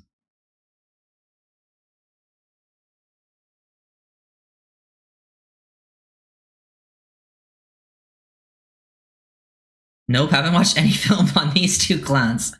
I'm excited to watch Trader, though. He does sound like my kind of player.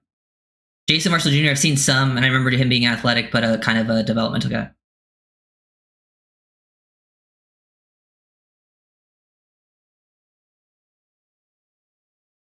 Watch some highlights. Hey, I respect that. Hey, blind hate. Hey, as long as if you're admitting it, then I can respect that.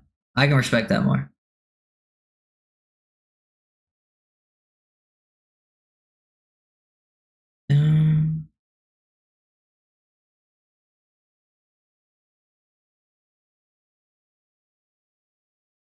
Yeah. Maybe they want to. Honestly, Trader kind of sounds like the McMorris pick last year. Probably was a scout.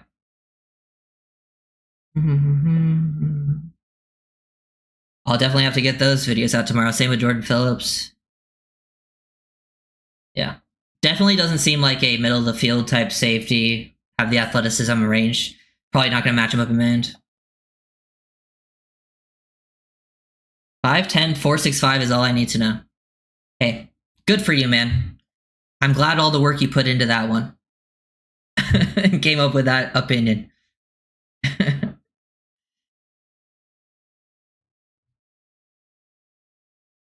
Scouts pick like Marshall. Yeah, Marshall and Trader feel like scout picks, you know? I could see Marshall being a Weaver Greer pick, though.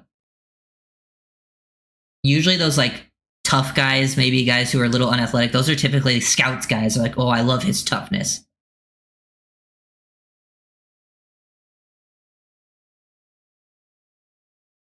Hey, there went Black. Yay Black from Iowa. You don't have to like the pick if you've never heard of the guy. If there are other players on the board you prefer, there's a difference.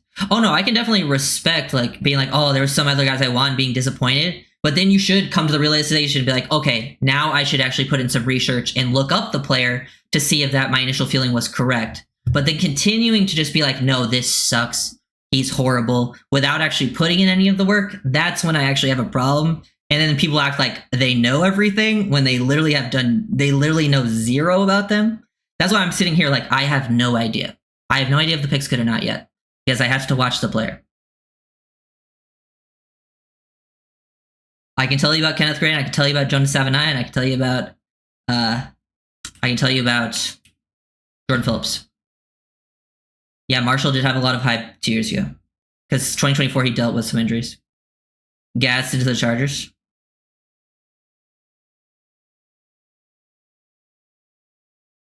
Dude, I keep spelling his name wrong. God damn it. What's wrong with Malik Verdon? He's a guy you like that's super athletic and big, but he's not very good at football. That's the difference. I remember when I watched Verdon, I was like, okay, he has no clue what's going on.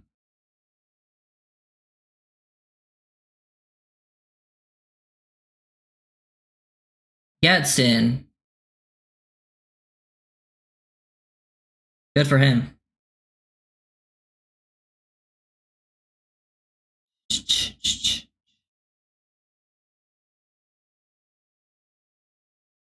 Probably career sister nephew Marshall.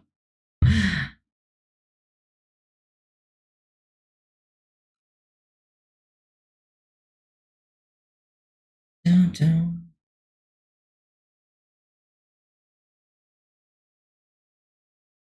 Isn't that where coaching comes in? I mean, yeah, that definitely coaches can do that eventually, or can definitely bring out the most of players sometimes. But I personally prefer higher floor players than higher ceiling players. It's always been my preference. I prefer guys who are good at football now. Like if I was in charge of a team, I'm not a coach. I would be like, say I would be a GM. That's a good pick by the Seahawks. I would take a player who I think is good instead of trying to rely on a coach to try to make a player good, who was never that. There's some exceptions to that rule, but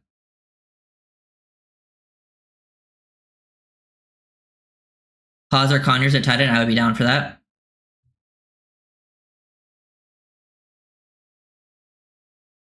Shaquille O'Neal.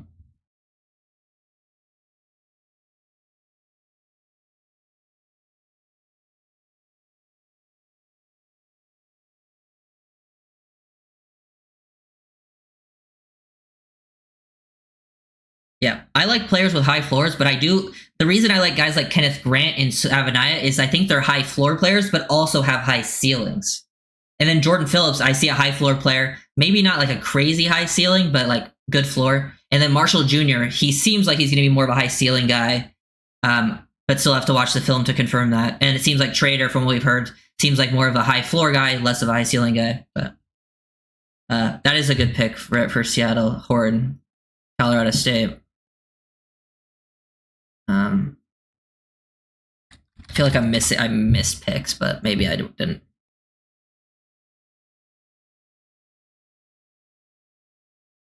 Jackson Slater to the Titans. There he goes.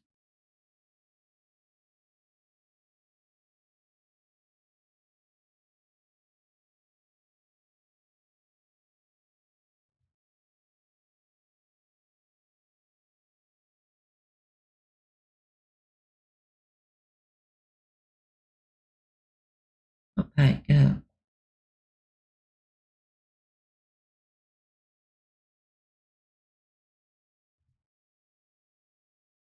Let me go here.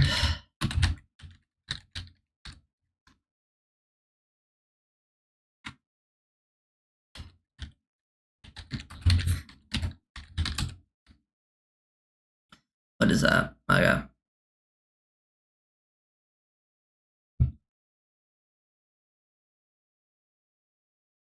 Drew Kendall, Boston College Center. Okay.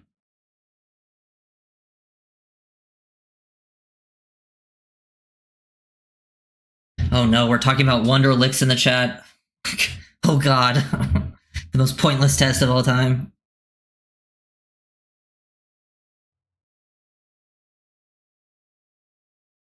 Yeah, the Dolphins have drafted a lot of players like that are like more developmental guys, and I swear to God, those guys never work out. Like I prefer to draft like a Malik Washington, a guy that comes in the league and can contribute in right away in some way, instead of another 6th rounder that's more of a developmental guy. Because Malik Washington was like a high floor guy, doesn't have a super high ceiling.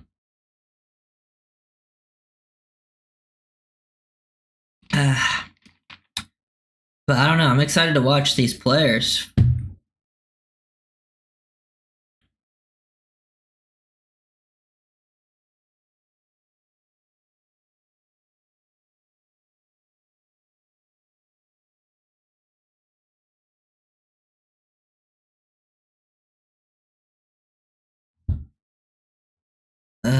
Okay.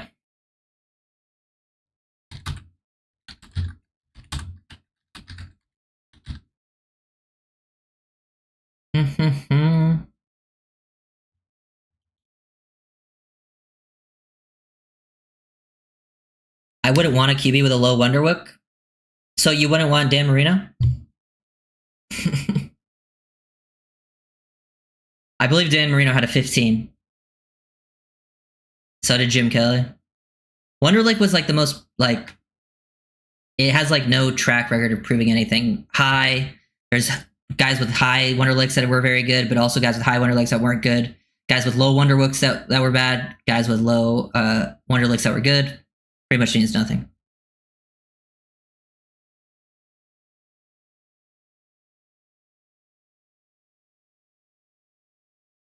Well, I don't think the Trader pick is a developmental. I see it. I think they're thinking of him more as a high floor guy. But honestly, once you get to the 5th round, most guys being picked are developmental anyways. Like most of them aren't expected to start. Like if you're thinking of developmental in that way, like as instant difference makers.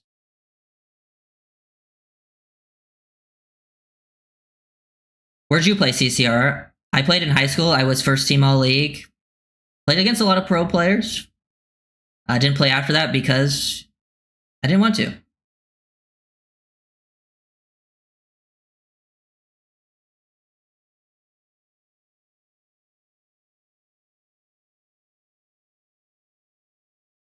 Mm-hmm.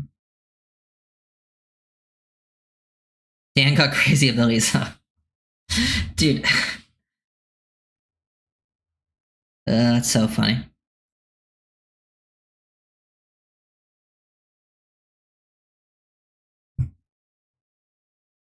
It's so funny. You keep saying like, I would never take a safety that's this small. I would never take a QB with this wonder look.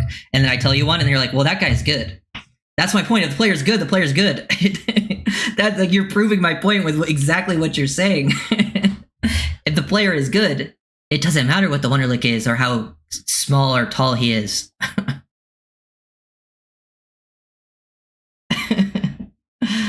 uh, Wonderlick these nuts.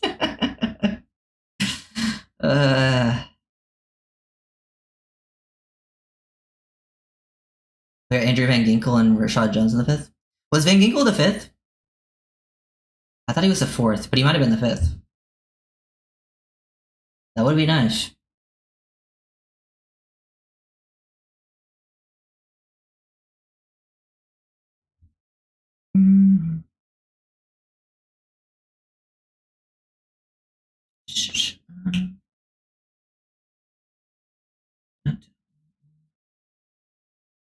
Yes, 5th round. Okay, yeah. 2 studs.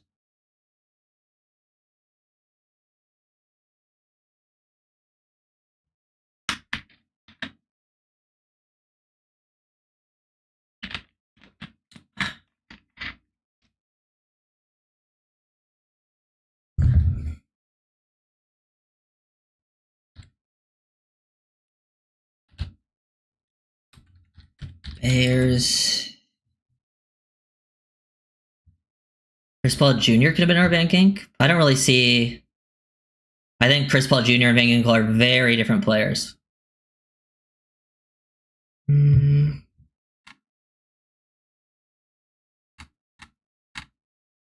feel like we missed picks, huh? Dolphins are getting close, though. Like 9 picks away.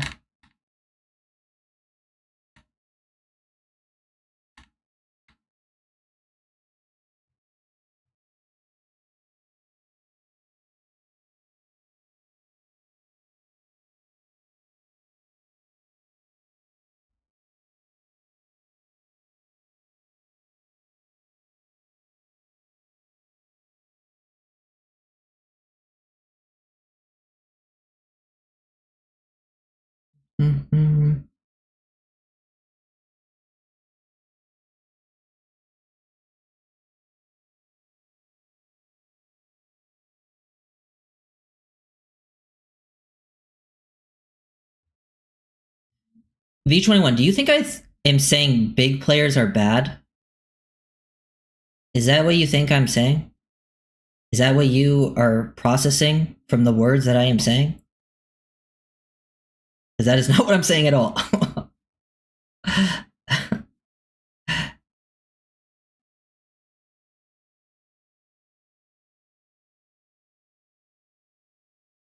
Oh, they're talking about Ramsey.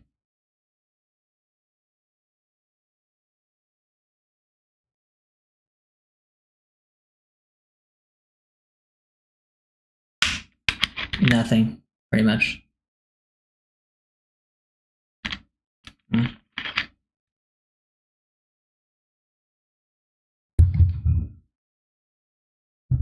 Jordan Hancock.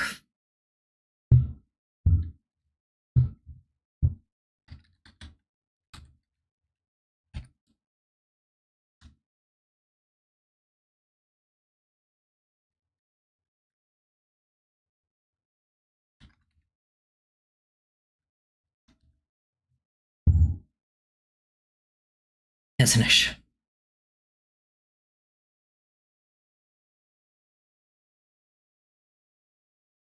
I trade Ramsey to the coldest weather football team I can find. Oh man. Here. Gotta look this stuff up. I just gotta find trader film. Because they don't have. Yeah, I have looked up some of the clips before. I don't know. It looks like I'm guessing Ramsey's gonna be a post June 1st. If I had to guess.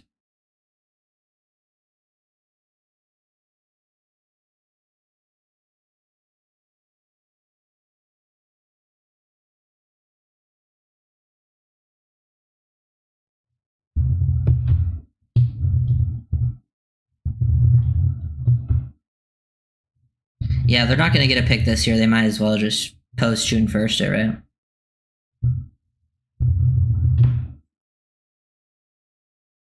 Maybe they fix the problems that happen, but I mean I don't have a ton of faith in that happening.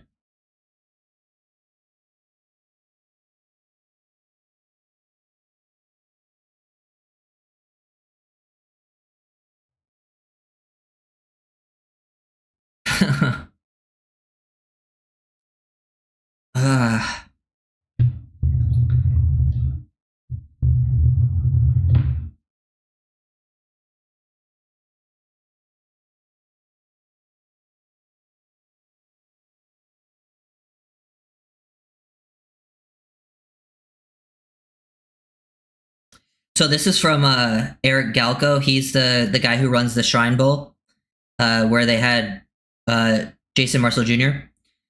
He said Dolphins landed an immediate versatile contributor to the DB room. He says impressed NFL clubs at Shrine Bowl with his football IQ and coverage in team interviews.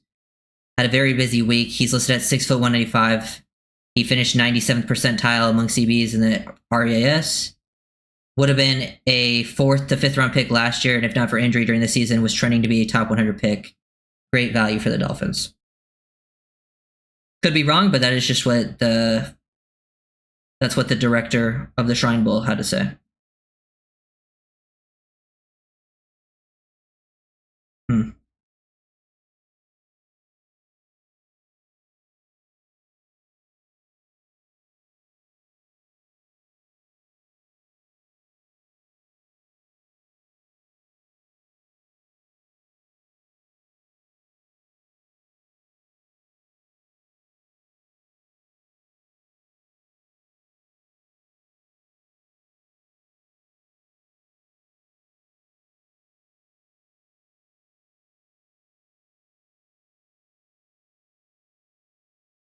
What position did I play? I played DB and receiver.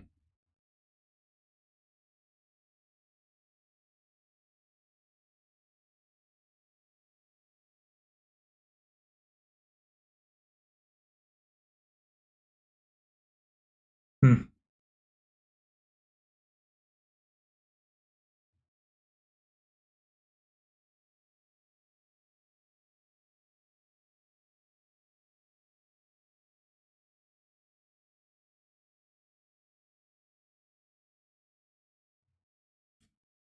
I mean, you're not expected to get a starter in the 5th round. Most teams are not getting starters in the 5th round. You get a special teams impact in the 5th round, and it's not the worst thing.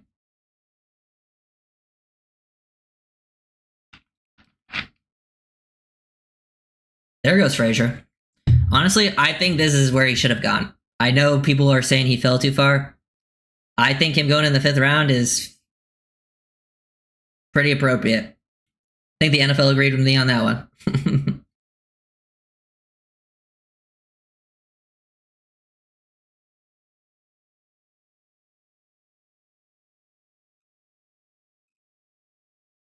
Can you explain the techs?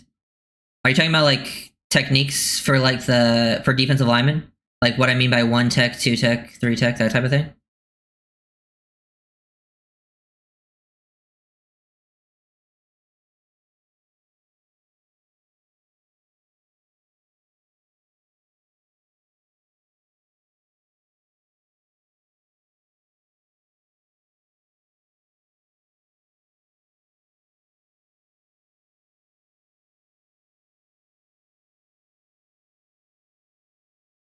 Yeah, okay. Yeah, there's actually let me actually just show a thing on real quick. Defensive line. It's probably just easier to show you a thing that's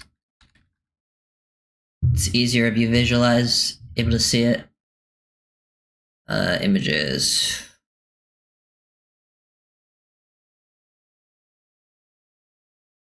Okay. So here, basically, if you see this defensive line, technique alignments, the center's lined right here, and these are the gaps, A gap, B gap. So basically, a 0 is a nose. 0 technique is head up over the center, and it just goes down like that. 1 shade over is a 1 tech to this side. A 2Y is like just inside shade of the guard. 2 is straight up with the guard. 3 tech is outside shade of the guard, and then it just keeps going down like that. 5 tech, outside shade of the tackle. Those are the most common, like 0, 1, a 2I, a 3, a 5, a 4I. Like 2s and 4s are actually barely mentioned. And then a 9 tech is the widest.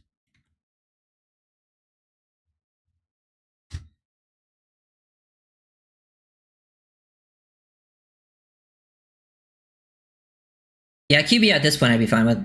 Like a Will Howard or something, like Kyle McCord. I don't have any, like, I would take a tight end as well, one of the tight ends. Is Damian Martinez still there? I would take Damian Martinez very easily. Chris Paul Jr. Hunter Wooler's still there. Might as well double up on safeties. Hunter Wooler's over 6 foot. People will be ecstatic. You're welcome.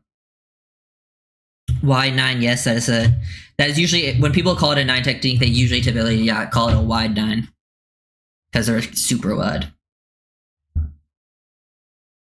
Probably missed it, but tell us about Phillips. Yeah. Let me go to my Phillips notes.